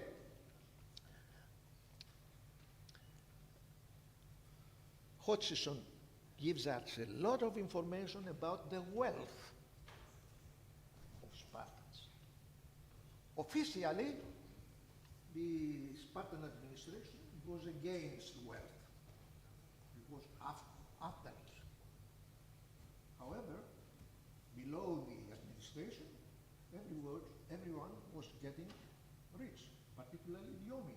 The class of Omi was the 10% of the class of Omi probably had 50% of the wealth, which is the same. 10% of today people have around, in the United States, 10% have probably 60% of the wealth, which is the same. And Hodgson provides a list of wealth and the goods that went to this wealth. It was bullion, silver bullion, gold bullion. This is to which Aristotle refers. They had other luxuries in goods from Corinth, from the surrounding places. And I think that one has to account for this wealth because they thought that Spartans were used to the so-called laconic way of life. Laconic way of life. I don't think that it would stand research, deep research, right? So, I'll finish. My hunch is that the models for the economies of the Soviet Union and Sparta in the 70s and 80s gave conflicting results because researchers failed to allow for the importance of counter trade. Hence, in the developing new Cold War, we are going into a new Cold War. Don't cheat yourself that the course is any different. We are going, the next generations will go into a world where the West and NATO will be confronting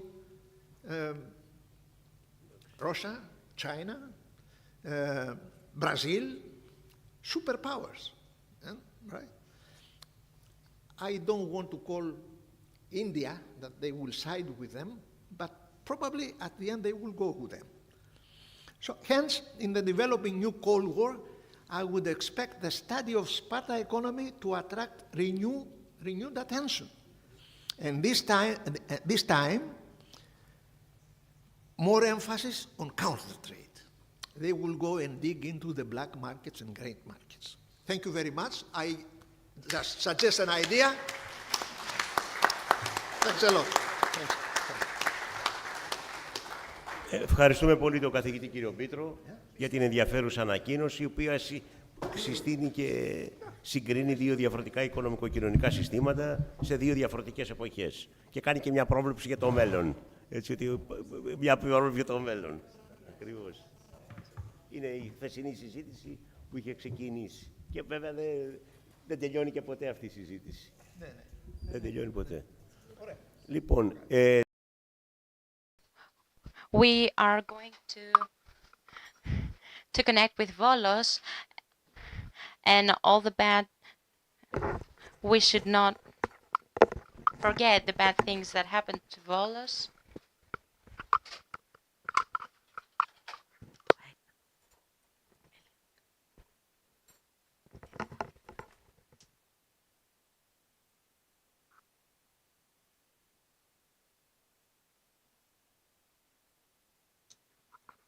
Yes, yes. Thank you very much. He has also been a chief of football and he has been really serious. Can you hear me? Yes, yes. Perfect. You may start.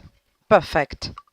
So, I would like to thank you very much, Mr. Baloglu. Can you hear me properly? Yes, yes, yes. Perfect. It's an honor and a pleasure to be here, at least online, with the online way, and they can participate in this conference. And thank you, Mrs. Baloglu. And if you can, I would like to also thank the Institute of Sparta and personally Mrs. Kanelopoulou for the honor that she had made to me to give me the option to have my presentation. And I would also like to thank the Scientific and Organizational Committee for the same reason. And if you permit me, I would also like to salute the representatives of the municipal and the region of Sparta and all people that are involved, all the bodies that are involved, the University of Pheloponnese, Ionian University, Sapienza University, for the whole procedure of the organization. Unfortunately, a health serious problem, as far as my family is concerned, didn't give me the chance to be here with you. And it would be such a pleasure to be here to present physically this presentation. And I'm really happy that the chair of this session is my sincere Mrs. Baloglu, Mr. Beatrice, that I had the opportunity to write a book. And it's such an honor and a pleasure to be here and to read this abstract that has to do with the procedure of monetization of Sparta. I may be really tired, but okay. Can you hear me? Perfect.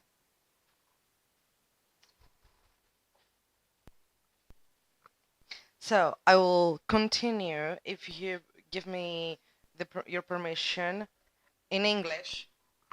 The presentation is going to be in English, because I have some abstracts and I don't want to give a wrong interpretation in the meaning, so I'll continue in English.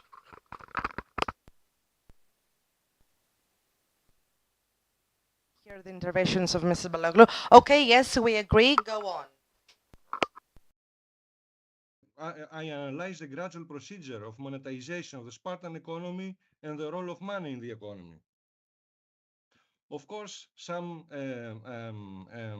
in brief, I can commemorate some things. I'll mention some things in brief. Sparta, since all of us know about them, Sparta was the greatest military power in mainland Greece during the archaic period and one of the key powers during the classical period till 371 before Christ, when after its defeat at Leuctra, its decline gradually started.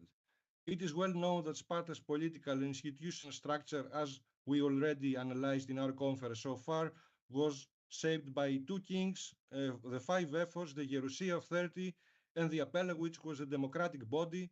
The Apella was the popular assembly of all male Spartan citizens, the so-called Omi, meaning full citizens. Now, Sparta's economic institutions in brief before I proceed to the analysis regarding the monetization of Sparta.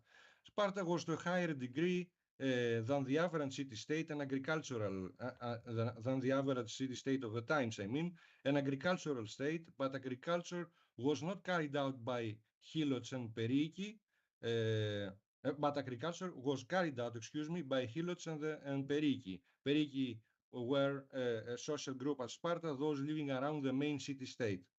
The services sector was very small, mainly concerning trade, probably again in the hands of the periki and possibly some foreigners. There were no Spartan banking services and almost no commercial shipping activity like in the institutional model, for example, if we compare it to the advanced for the times institutional model of the Athenian democracy, classical Athens. Foreign trade was also relatively small, since the Spartan way of life frowned at luxuries or works of art and had autarky at its ideal. The international commercial policy, as very skillfully and brilliantly already analyzed before in the previous presentation by Professor Bitros, was based on barter and counter trade, as convincingly argued by Professor Bitros in the previous paper. So, before we proceed to see how the Spartan monetary system worked and the monetary institutions, we need at first to see the whole picture in brief of the monetization of the Greek world of the times. We know and already mentioned, and yesterday and today, if I'm not mistaken, that the monetization in the Greek world of the time started in the late archaic period from Anatolia, from Lydia, and then we have in the classical period and the Hellenistic period that followed the extensive use of coins in the Greek world during these periods, which proved crucial to the development of trade and the protection of private property. Already, since the classical period, the Greek city-state used subdivisions of coins, thus covering the whole range of transactions.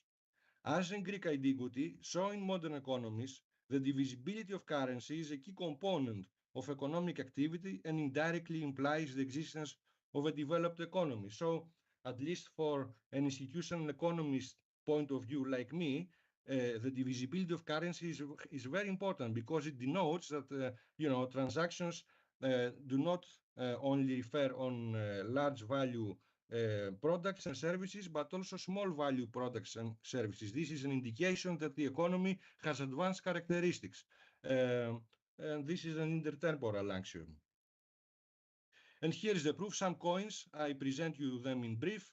We know for example, I have placed here in the left-hand side of the transparency an Athenian drachma, the famous Athenian drachma, another drachma, a gold stater, 2 drachmas, a gold stater from Athens, and in the right-hand side of the paper, an Athenian hemidrachma, 3 obols. I remind to all of you that 1 drachma was equal to 6 obols. Of course, we have some subdivisions as well, as you see in these pictures.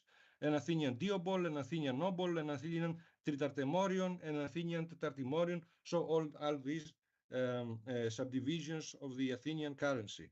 And of course, this applies also to the rest of the Greek world of the times. We have the famous Aegineta stater, a Corinthian stater. I indicatively present these coins to you. Another one is a coin stater from the Boeotian League in Aliertos, in the city-state of Aliertos. And of course, In the right-hand side of the paper below, it is the famous Alexandrine, currency, the Macedonian tetradrachm, that was the universal coin in the Hellenistic times. So, having all this in mind, I proceed now to what was going on at Sparta regarding its monetization. And we know that at about 600 before Christ, Lycurgus, the famous Spartan lawgiver, put into Sparta's constitution a provision that banned the circulation and position of gold, silver, or other precious metals as a means of transacting business, and replaced these forms of currency with iron currency, iron spikes, variously reported as being in the form of disc or bars. The provision was part of a plan of social reform intended to spare Sparta the evil consequences of wealth concentrated in the hands of few citizens. And here I present a quotation from a dear colleague and friend, like Paul Cartledge, Professor Bitros, Professor Baloglu, dear colleagues and friends. Here I cite this quotation from Alain Bresson: whether the iron spikes were actually used in Spartan market exchange has been questioned. The story is not necessarily fictional, and they may have played the role of tokens. This fiat money, however, was very convenient, of limited use in practice, and it bore no value in other cities. It was a way to radically separate domestic and foreign exchange. Alain Bresson further argues that at some point after the victory of the Spartans over the Athenians and their allies in 404 before Christ, which we know it is the end of the Peloponnesian War, the ban on position of gold and silver was lifted, but nothing indicates, what is important is his finding is that nothing indicates that payments, for instance, in the agora, in the marketplace, as we know, had to be made in coins or in coins of a certain type only, or even in weighted bullion. And he finally concludes that another side of this limited monetization was that at least until the Hellenistic period, position of previous metal, either gold or silver, was mainly restricted to a limited number of its elite members, the Spartiates, whose short-term interest was to keep their gold and silver in reserve rather than in circulation. And of course, this leads me to assume that the above evidence implies that between the end of the Peloponnesian War till 267, where officially Sparta has launched its currency through the institutional reform, the monetary institutional reform by King Ares I, that some quantity of silver or gold, either in bullion or in the form of coins, has actually entered Sparta, but was not legally circulated in the economy. It was probably used in a black market logic, and this is probably also related to the well-known imbalances of the wealth of the Omi that characterized this period. And to this point, I fully agree with the assumption and the wise interpretation of this historical data by the previous paper, again by Professor Bitros, regarding the possibility of black markets in the same logic of the Soviet Union. But since we proceed to the Hellenistic period, we have King Ares I, who introduces the system of monetization, as was the case in the rest of the Greek world. So actually, King Ares makes an institutional change regarding money, and he introduces coins in the logic of the rest of the Greek world. Why he did this? Because he wanted to finance and the necessity to pay, the mercenaries in his war against the mighty Greek kingdom of the north, the kingdom of Macedon, during the Hermonidean War. And here is the proof, some nicely made coins. I reproduced them for you. In the left-hand side of this transparency, we see a tetradrachm issued by King Ares, struck at about this particular coin in 265. It depicts the head of Heracles or an Alexander wearing a lion's skin on the right-hand side. On the other side of the currency. And in the right-hand side of this transparency, you see another one, a noble, which denotes again that Sparta does not only introduce high value currency, but also small value currency in order to satisfy low transactions regarding, low value transactions. And of course, since as this policy introduced at Sparta, then it followed by further kings. We have archaeological evidence has found that we have coins issued by the great social reformer, King Cleomenes III. We have, you see, tetradrachm, as you see in this transparency, a famous tetradrachm issued by King Cleomenes. What is more important, not more, what is actually equally important is that, as you see again, at that time of Cleomenes, we see small value denominations, small value subdivisions, like a triobol, an hexachalcon, and trichalcon. Hexachalcon and trichalcon were made by copper, as we understand.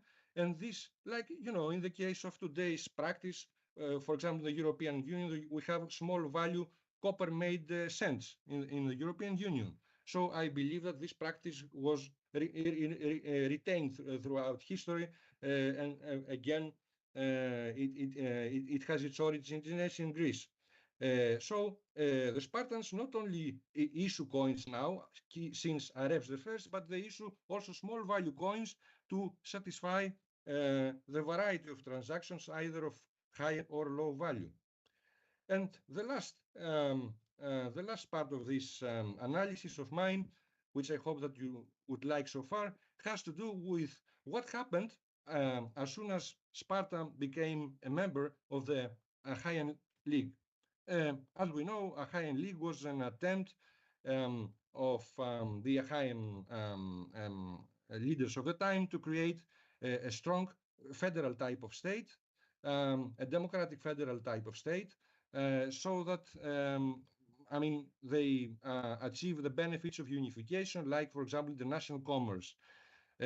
Of course, Achaean League is a very important issue. To be honest, I have written 2 books about the Achaean League, but because of the limitation of time, for now I can only say that in 189, Sparta was forced actually to become a member of the Achaean League after the decisive intervention of General Philopoemen from Megalopolis. But what is important from an institutional point of view, which interests me in person, is that,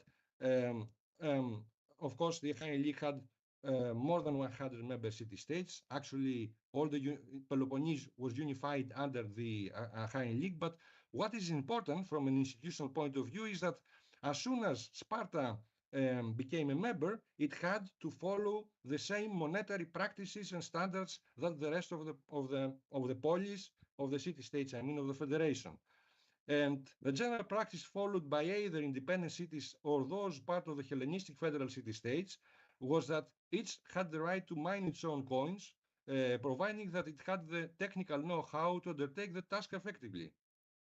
In accordance to this, 2 eminent historians that focus their research on numismatics and money, Emily McKill and Peter Van Alphen, have further found that one additional monetary development of the classical period that was intensified during the classical period through the non-Greek world was the appearance of cooperative coinages, as they characterize them.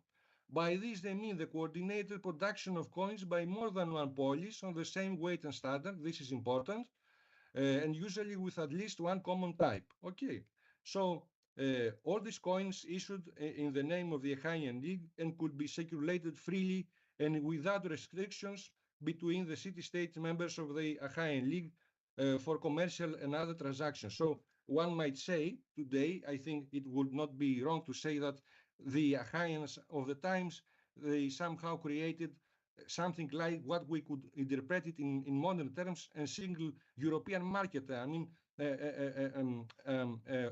a wide range and a wide area where goods and services can be circulated with common currency, like the Eurozone in one might say nowadays, if he or she tries to approximate what the Achaeans did through their federal system at that time.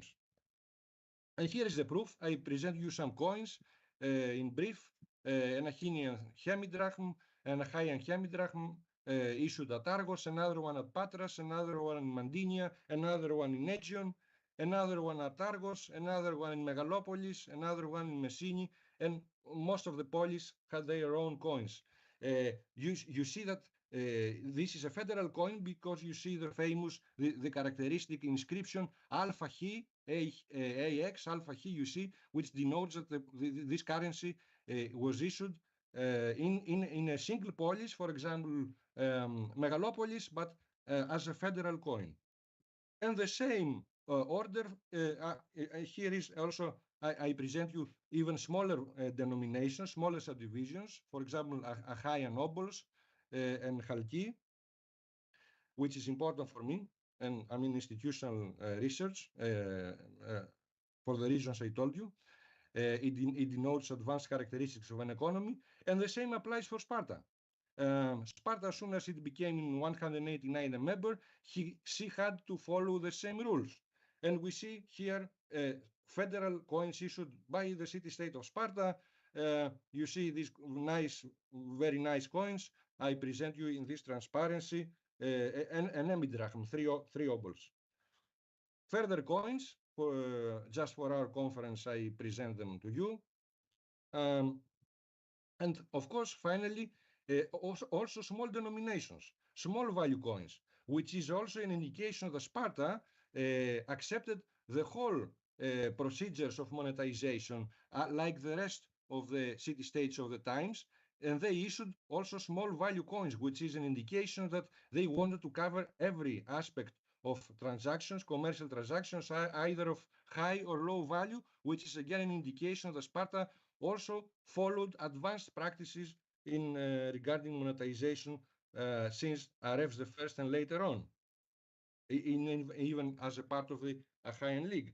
So I hope that you enjoyed this presentation. My conclusions is that in this paper, we analyze the gradual procedure of monetization of the Spartan economy. We argued that during the archaic and the classical periods, respectively, the Spartans remained opposed to the idea of monetization, like our colleagues also supported in the previous presentations, at least in the way the majority of ancient city-states did. But, I mean, during that time, they used currency in a marginal way, iron spikes, as we said. This was a deliberate act because they believed that if their economy was monetized, this would cause great wealth imbalances and would harm their socioeconomic structure. This system, what is important is that officially it was abandoned by the necessity of King Arefs, who is an institutional reformer regarding money for Sparta.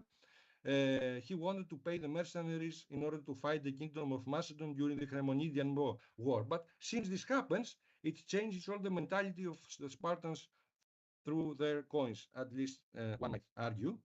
And of course, the last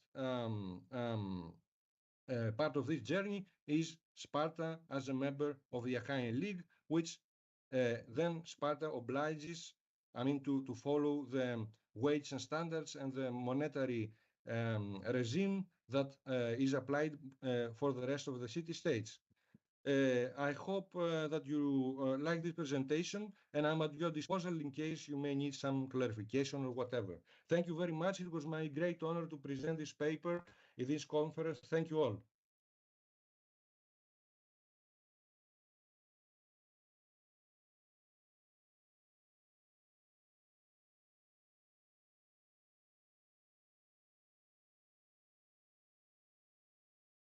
Under with a common single currency. The next speaker is Mr. Miltiades Michalopoulos with the subject the monetization of Spartan economy during the Hellenistic era. Mr. Michalopoulos is known for his book that he was actually awarded by the Athens Academy. In the name of Lycurgus, he has made 2 editions. He expects a third one. It has been issued, it has been published in English. It was the reason for the second conference regarding the Battle of Sellasia? It was with a preview by Petrakos and Mr. Iacovidis, all three of them, between all the four that they were submitted in the Athens Academy in the second grade. Yes. Simultaneously was a documentary for the Battle of Sellasia, because Mr. Michalopoulos, as he gave a new interpretation to the Battle of Sellasia. That was his contribution. He was symbolic for the economic history of the Hellenistic era, a very unknown period for Sparta, and I believe the credit is all his. Thank you very much. The presentation is only for 20 minutes. I really want to thank and congratulate the Institute of Sparta and Ms. Kanalopoulou personally for everything that she has done until now, and for the great organization of this conference. The development of the Spartan economy during the Hellenistic times reflects the political, social and financial changes of these spatial city-states. The aim of this paper is to notice the changes through which Sparta was made step by step a modern city of its era. Sparta was well known for the iron skewers of Oli as a means of exchange. Those skewers was heavy and uncomfortable to use. According to the tradition, they were established by Lycurgus in order to avoid the accumulation of wealth, in order to and for 2 and more centuries, from the 7th until the 5th century before Christ, the close and strict Spartan society avoided the use of coins. From the last years of the war, Sparta got from the Persian people as a loan a significant amount of money, which it never gave back. After the end of the war, Sparta has became a dominant power in Greece, and a significant amount of money flowed unexpectedly in the city funds. We should mention that Spartans kept everything for themselves, and they didn't give a part of the loot to their allies, such as Corinthians, for example, and in the defeated people, such as Athens and insular cities, they had oligarchic regimes, and they obliged them to give contributions to Sparta when needed. Sparta was not popular for this, and in order to maintain her empire, she made more and more war operations in order to preserve its dominance. Of course, a great amount of Spartans were sent to the outland, and Spartans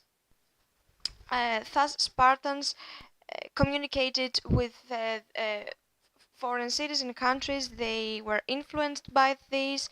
They used coins, foreign coins of course, and they had exchanges. Those coins were foreign in order for Sparta not to cut its own currency. And the inflexible and strict Spartan society started to adopt other cities' policies. Plutarchus mentioned the pollution of the Spartan society from the virus of money, and the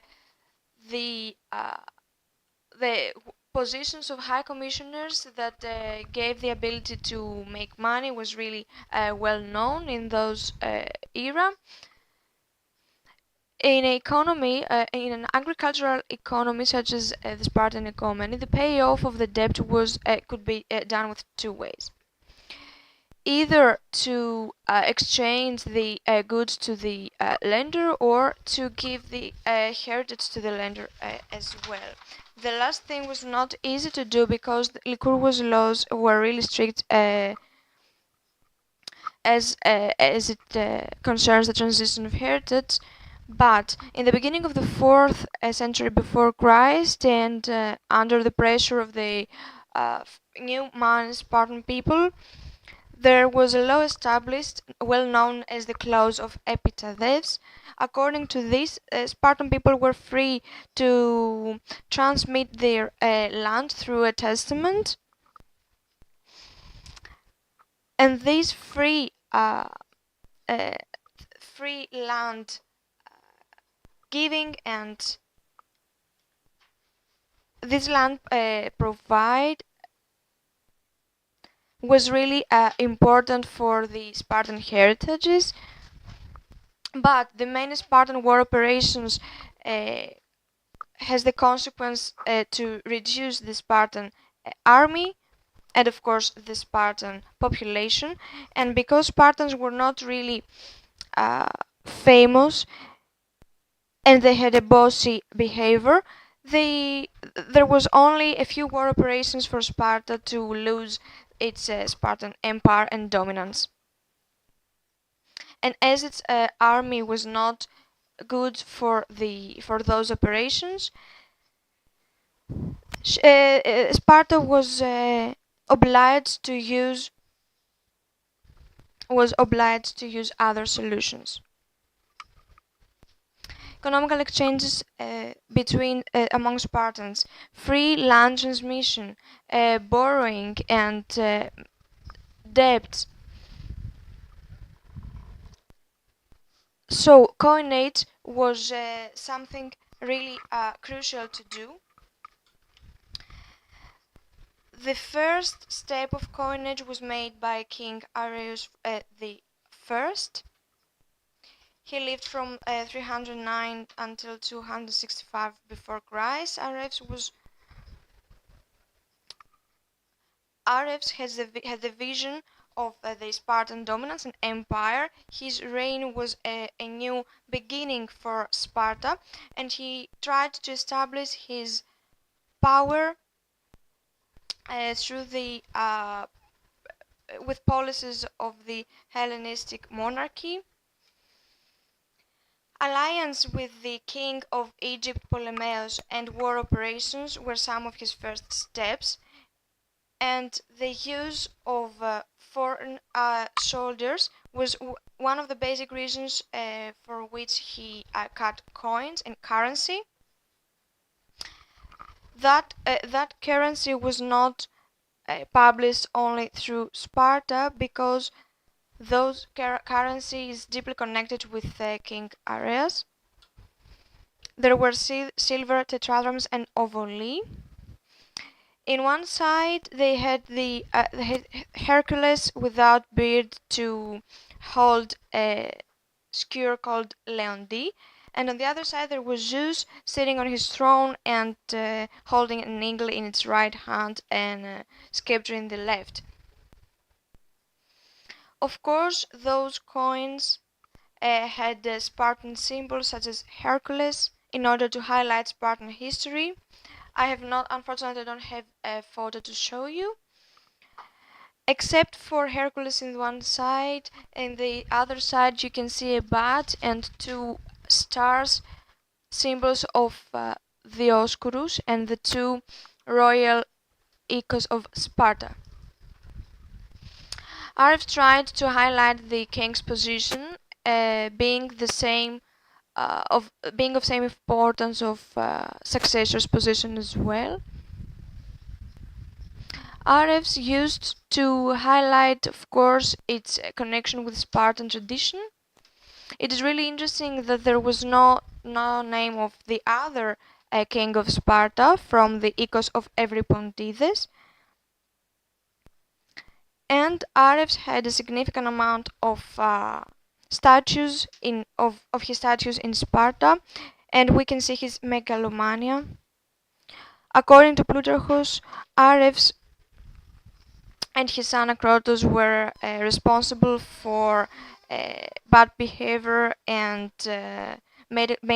making a bad use of Spartan ethos.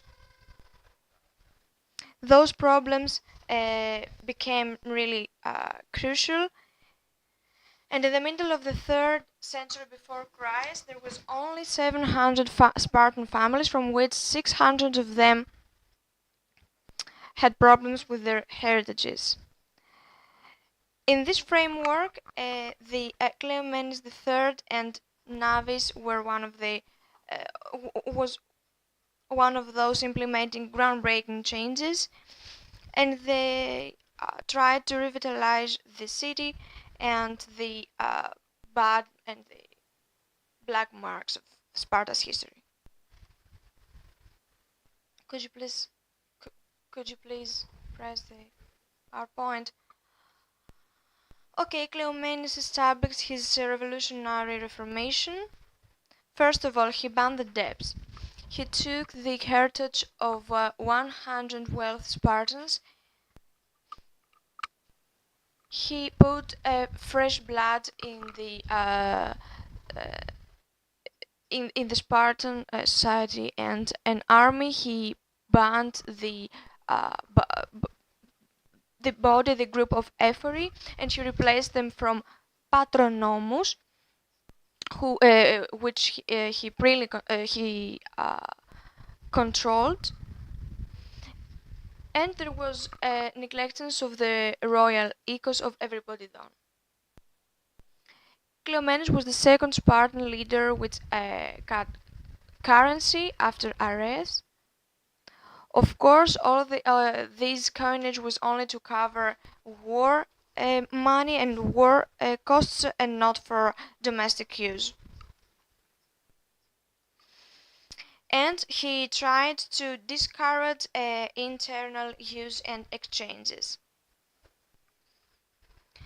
Some historians question the coinage made by Cleomenes by saying that the opposite thing of the Spartan tradition was made. Cleomenes respected tradition only when tradition was in the same side of Cleomenes' goal. We saw that the government as well and RFs as well were made far more groundbreaking changes, and they did not, and nothing stopped them from killing people and banning all existing institution and establishing the institution of double reign. After all, coinage was beneficial for him as well, in order to cover his war operations and to establish his position inside Sparta, with the coin reflecting his face and dominance. And you can see a coin with his face on the one side, and on the other side you can see Artemis or Thea, one traditional Spartan goddess. You can see those symbols of Ptolemy, of the kingdom of Ptolemy. And coins were not only economical instruments, but they also transmitted political and social messages. With those symbols, Cleomenes showed and pointed out his legal position and dominance. This Spartan revitalization made by Cleomenes was only vivid for 5 years. In that time period, Sparta was dominant in Peloponnesus, but after many years, Sparta was invaded for the first time in its history, and it was obliged in a specific regime. After 10 years, it gained again its freedom, but with consequences. And we can see that her complex land system was created again and again. A big number of Spartans had its heritage taken for only wealthy people. The last big Spartan leader was Navis.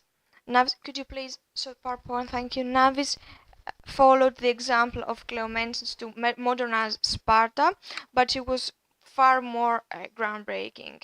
During his reign, the political basis shined during 15 years. His measures was to hate plutocracy by exiling all wealth people, all wealth Spartans. He also updated the human power of Sparta with helots, which married with some of the wives of the exiled Spartans. In this way, he gave land to the new. Citizens. For the first time, helots became Spartan citizens. He encouraged trade in Laconia and outside of it. Sparta, for the first time, she had strong trade exchanges. He also had a strict taxation in the Spartan people, and people around him had also a really good behavior. So there was a exchange economy and exchange relations. Navis cut also a currency. In his tetradrachms you can see in the one side his face without a mustache or a beard, according to the Spartan examples, but we can see also Hercules with his bat, really a symbol of Spartan power. You can also see we can also see that all of this follow the rules of the Spartan tradition. But Navis, as Cleomenes did, respected the institutions only when they were beneficial to him. He made meetings with Apella, which means that this body and this institution functioned only typically and not fundamentally. So Sparta had unexpectedly monarchy, complete monarchy. This is a step-by-step transition which began from Areas and continued with Cleomenes and was completed with Navis. In Areas, you can see now the three types of coins: Areas currency, Cleomenes currency, and Navis currency and coins. Navis was the first to be brave and put his name on his coin. The part of the tradition that was a burden and an obstacle for Sparta to develop was banned and destroyed. His strict society was updated with the flow of new blood, and his strictly structured economy based on agriculture was more free now, had more freedom, and consequently the wide coinage and resulted in the development of trade exchanges. Thank you very much. We thank Mr. Michalopoulos. He gave us a really good presentation and the framework of the Spartan currency. The last speaker is Mr. Meletopoulos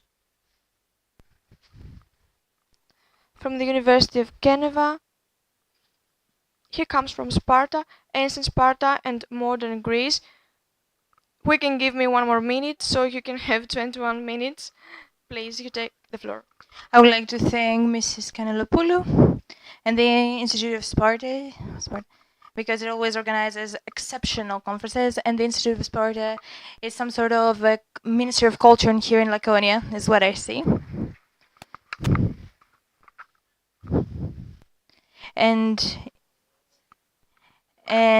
if Laconia doesn't have a Ministry of Culture, then who can? I would like to highlight the honorary presence of Mr. Stathopoulos, who changed his schedule to come here. Thank you for your presentation. So, I always had the conviction that I studied for ancient Sparta since the first year of high school.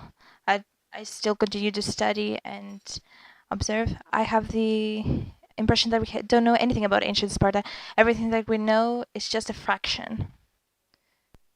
Here, we had very exceptional speeches. Mr. Bithros said that it might be a prism to see bricks, the economic model to study the BRICS union. Mr. Miltiades Michailopoulos explained how ancient Sparta ended up to be a new version of the Hellenistic monarchy.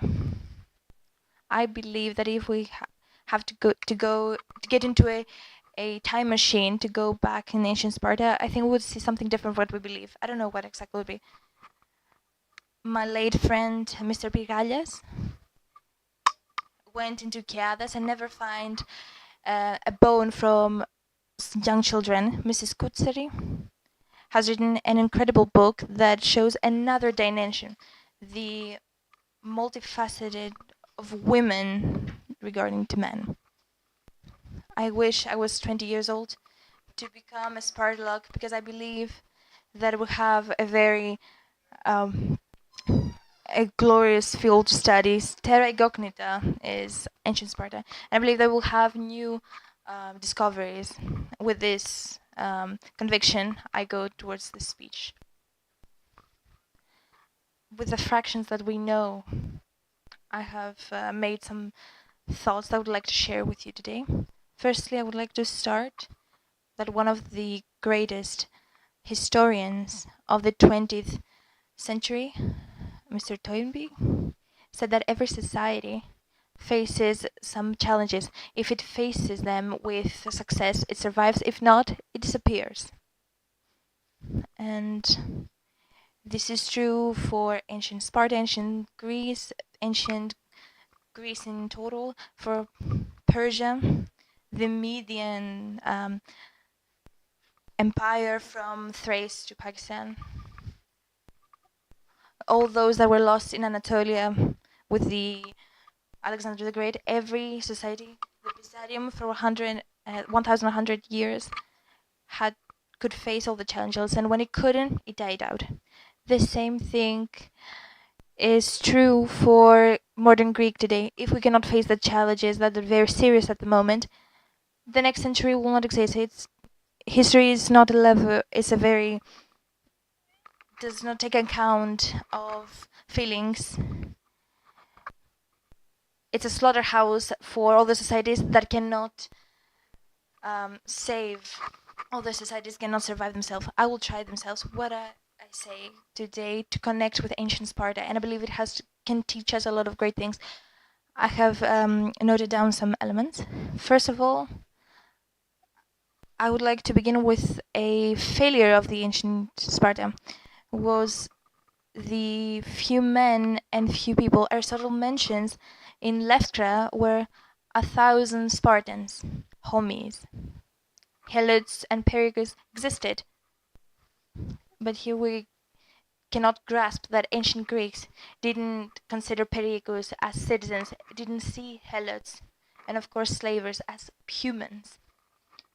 It's another perspective. We show our own values in a different world.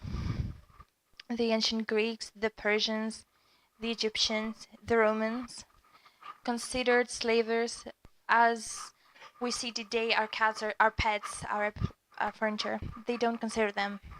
We say today that in Left there were 1,000 Spartans. That was them. The others didn't play a part. This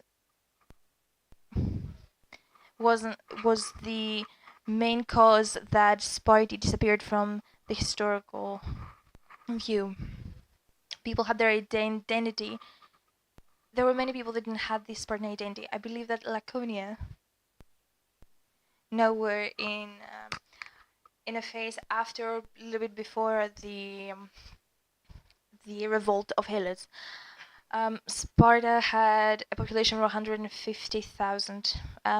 Scientists haven't, and Spartology hasn't estimated correctly the population, but it did had a population. These 1,000 people couldn't control this population. Therefore, we have a distraction and derail of the population that first leads to Lystra and then Selassia. Firstly from the Thebans and then from the Macedonians to make use. That is called the population question. And it's important to connect it with modern Greece because today we haven't actually connected us as Greek citizens of 2024. I used to read that 80 schools closed down in Macedonia today in northern Greece, and many more in the entire Greece. So we haven't considered that Greek population is decreasing by 100,000 people every year, and it will lead to our diminishing as a state. We need to realize it. This conference is viewed by many people around Greece.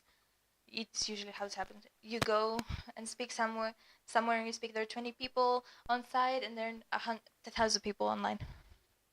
For those that watched online, we haven't connected our decrease of population with a perspective that we might or not exist as a state anymore, with its historical dimension or another way.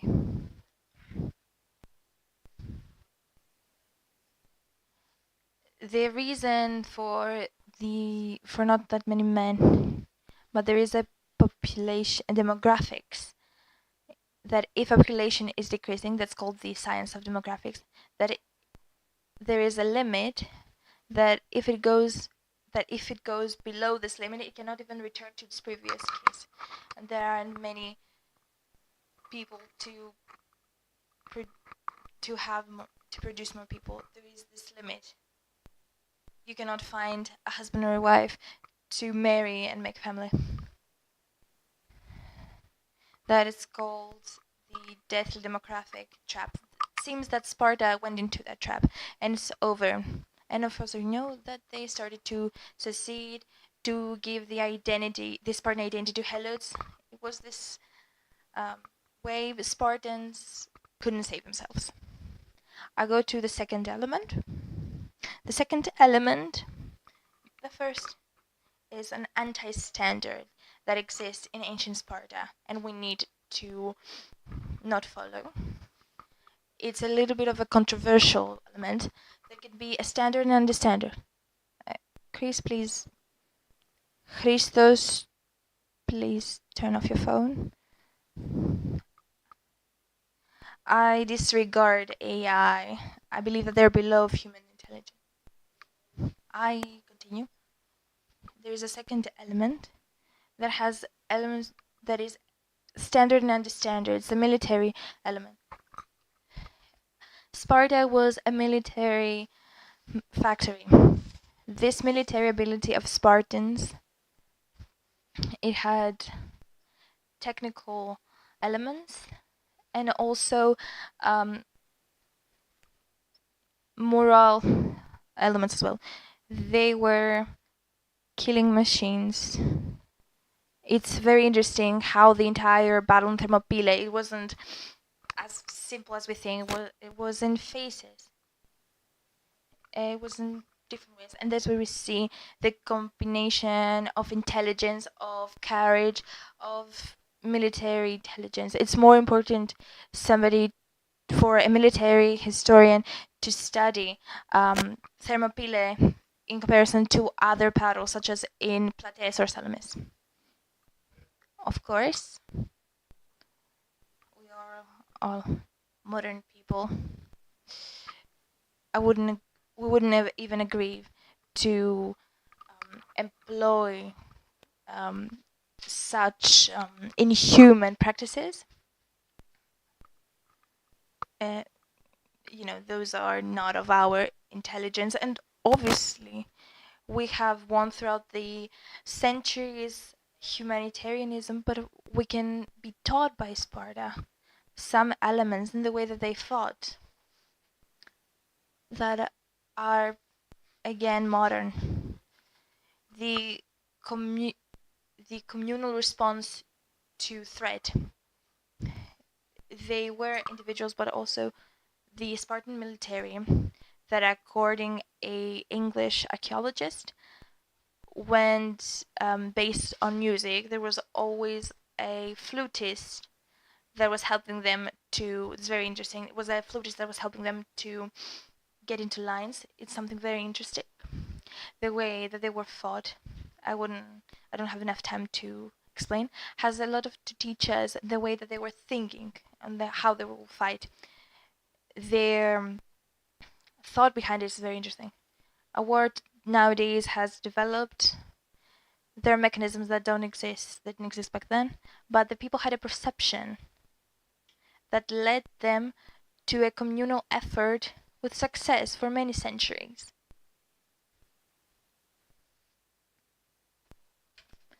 Now I go to 3 elements that I consider them great.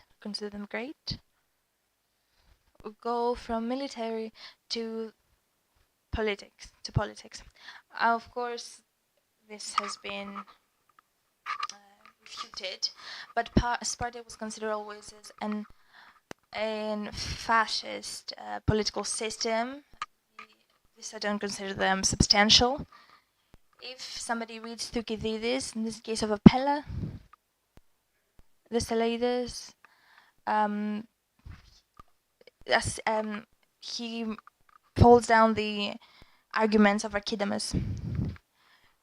Sparta was more complied with rules in comparison to Athens, which in case of Athens, they diminished every single political person that went above and beyond.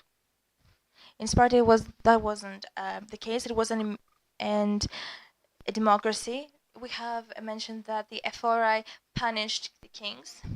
Kings were public officials. The 2 kings, the co-kings, refutes the perception of monarchy. We don't have a monarch, we have 2 kings. It's a very complex system that we say that in today's terms as checks and balances, in order to use English that I consider inferior to Greek, because I consider, that's my parenthesis. We have harmony in the political system that would don't allow for one center to be stronger than the other. The militarism and patriotism therefore can be united for democracy. There isn't, in the case of after 1974, we consider patriot as an enemy of democracy. On the contrary, democracy, when combined with patriotism, they need each other, because a communal decision to fight for your country. And now, a dictator, for example, will make nothing, will bring no result. This stands for its future. When they need to fight, the decision needs to be made communal with democratic terms. That was the case of the Peloponnesian War, that Spartans voted to enter the Peloponnesian War. I come to the last 2 points. There is a nice description in Xenophon. I used to give it to my students back in school. It's called Lacedaemonian Polis. It's for comparative study. Xenophon writes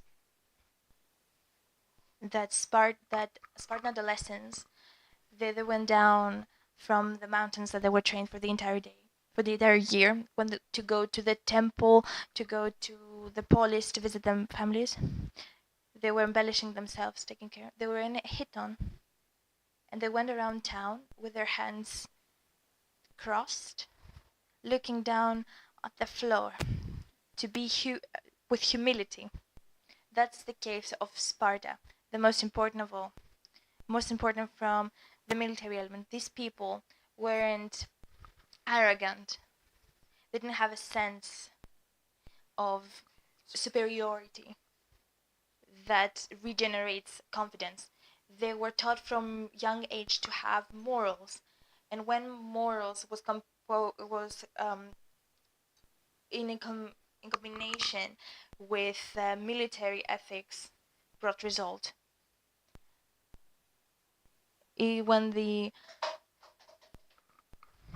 knights of the Western Europe of the medieval times that had morals, yet they were killing machines. This humility that was in all levels, all the societal levels, all the age levels, had a very important function, that it guaranteed societal communion. As you know, in Sparta, it was not allowed for people to show off. But of course, everybody went home and ate the same food. It didn't depend how many lands anybody owned. They were wearing the same clothes. And actually, if you don't know, in Sparta they were proud to wear poor clothes. And I think you know the case with the Persian ambassadors that came to see the King Agesilaus. He had reached very deep to Anatolia. He had to return back. It was just in the case of Alexander the Great. So the Persian ambassador came to Sparta. They were asking the king. He's nearby the olive trees and he's playing a game. And the Persians went there and they found an old man wearing poor clothes to play with other old people. And they asked, who's the king? And they showed him. He's like, yes, this is the king.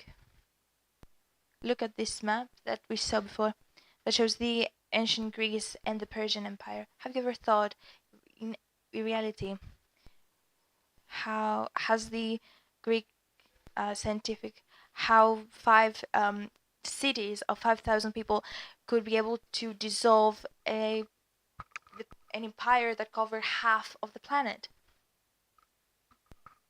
I mean, I'm about to end.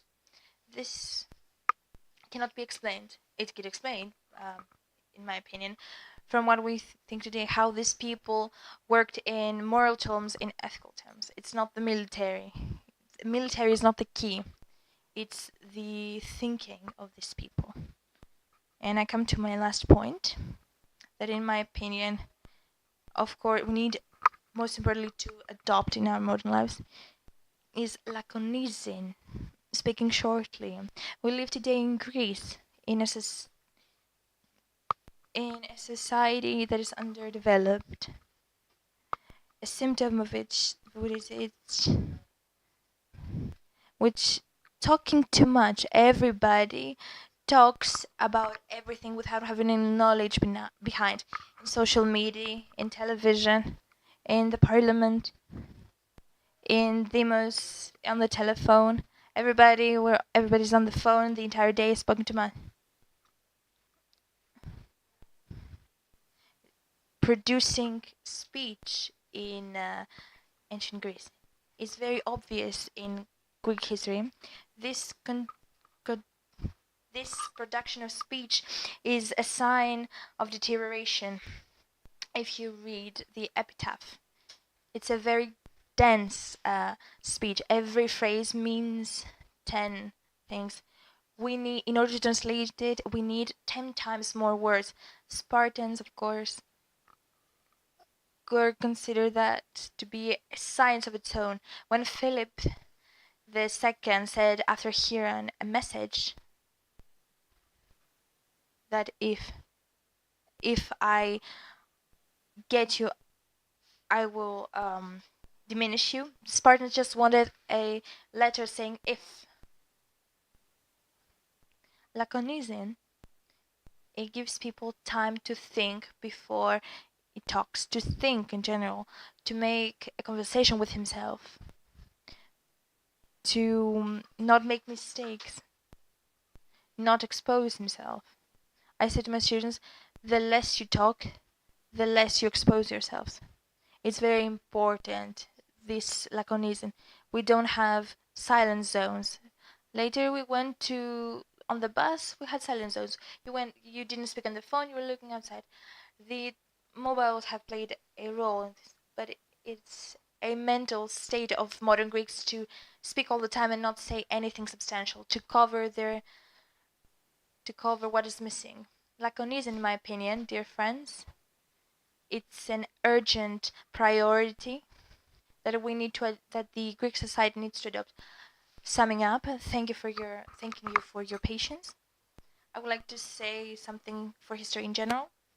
History, it's not an opportunity to fulfill our curiosity,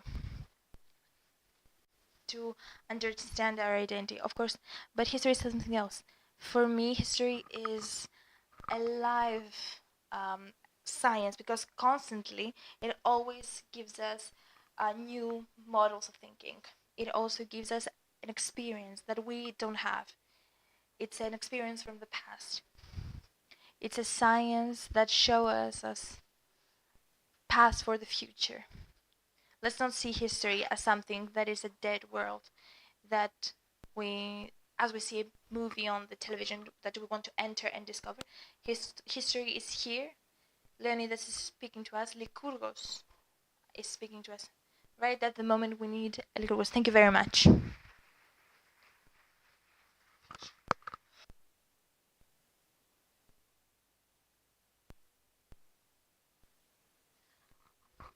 Questions? We have 5 to 6 minutes for questions. For all the people, I would like to add for the Thermopylae, we need to mention for the 80 Mycenaeans that, 80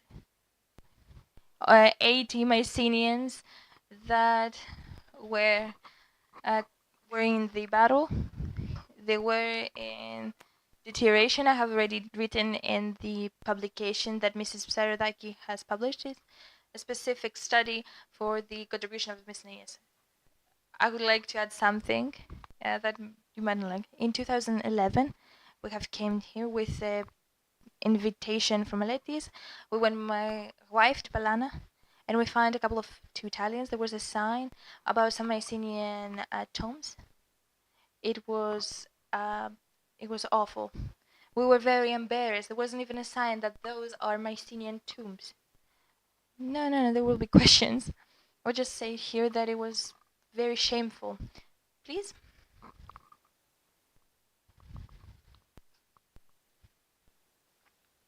We will have 2 questions today. Our meal can wait, our lunch can wait. I would like... It's a specific question to all of us. I believe it has to do with currency and our age. I would like to ask, how do you realize the connection with cryptocurrency, with the function of the Spartan society? It's not a real tactile currency, but it's a currency. We do transaction. It is a transaction mean. Does this have... Can we make a connection to a model that was based on exchange? Though in peace times would have been done with any other way. But of course, we know that in Sparta was missing in resources, was lacking of resources, and was trying to gain resources through military operations. This question came to my head: is it another time, whether it goes anywhere else? I don't know where it goes, or it is another model somewhere in between that exists and the currency exists and non-exists. Thank you very much. I believe that you're more of a specialist. Cryptocurrency.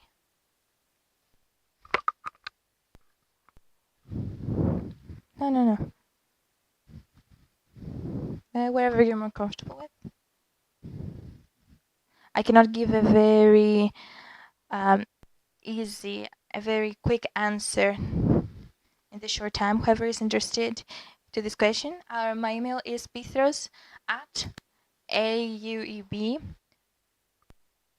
Athens University Economic Business.gr, and I will send them some of my papers that are published regarding cryptocurrency. Because at this time there is a battle, a great global battle between the central banks and the citizens. Do you remember a time where all the public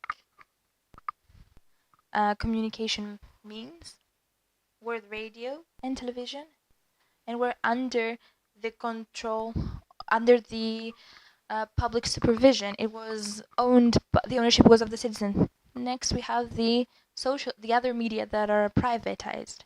Right now, crypto is in a battle for who has the ownership of it between state and citizens. Because the past years, in the past decades, democracy has faced a defeat because it has been overthrown by the political parties. Political parties are said, maybe I should speak in English for the friends to, it's been interpreted. They have been hijacked. Democracy have been hijacked by the political parties. How they manage that? Because citizens are not interested, are not engaged. This shows the great percentage of people not voting. That happens in the political sphere. It's happened with the cryptocurrency in the monetary sphere. Cryptocurrency is in essence is a spear in the stomach of central banks that have agreed to eat from our deposits about 2% per year.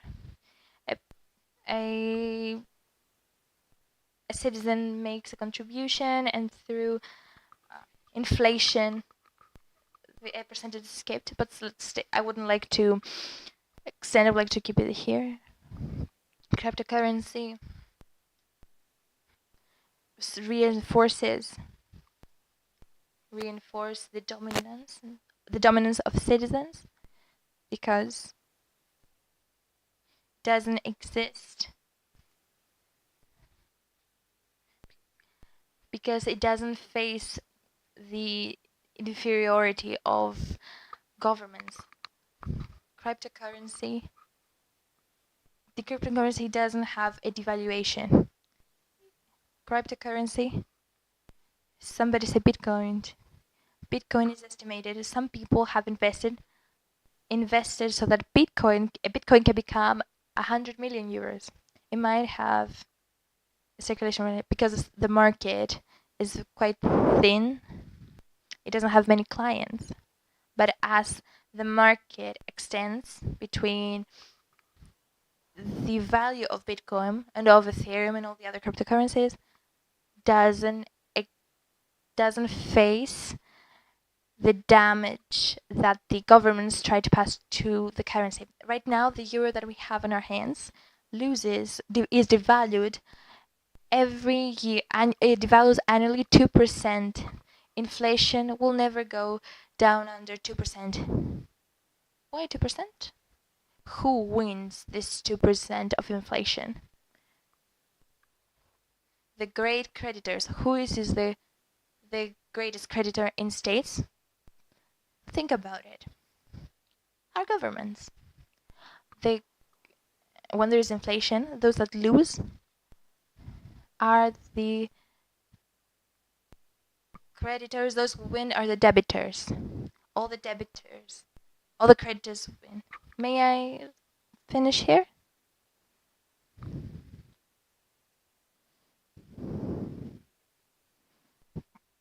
But it's a peaceful opinion. It's a peaceful fight, a peaceful battle. And this battle is not in local markets, in internal markets. It's in a global market that cannot be controlled. Thank you very much, Mr. Bithros. Any other question? Please. The microphone, please.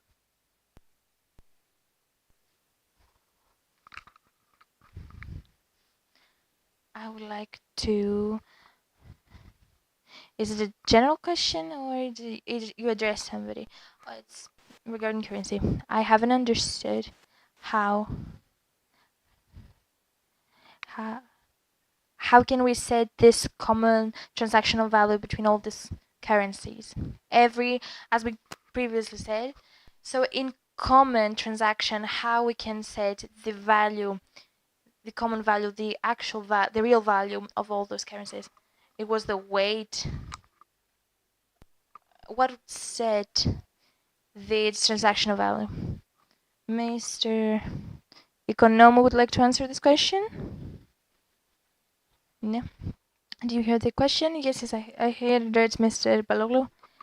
Very nice. Both questions they covered me. Mr. Bithers, I quite agree with him. In the second question, this holds truth. The response, to give it in a more scientific way, it will give us back in the history in the chartlist and metalist theory. Not to get into details, and I will say in as short as I can, we have ancient currencies where a commodity money, in its essence, that their worth, their value, it wasn't as in today, where money is representative, where we have 50 euros in our pocket. It's just the security that is it.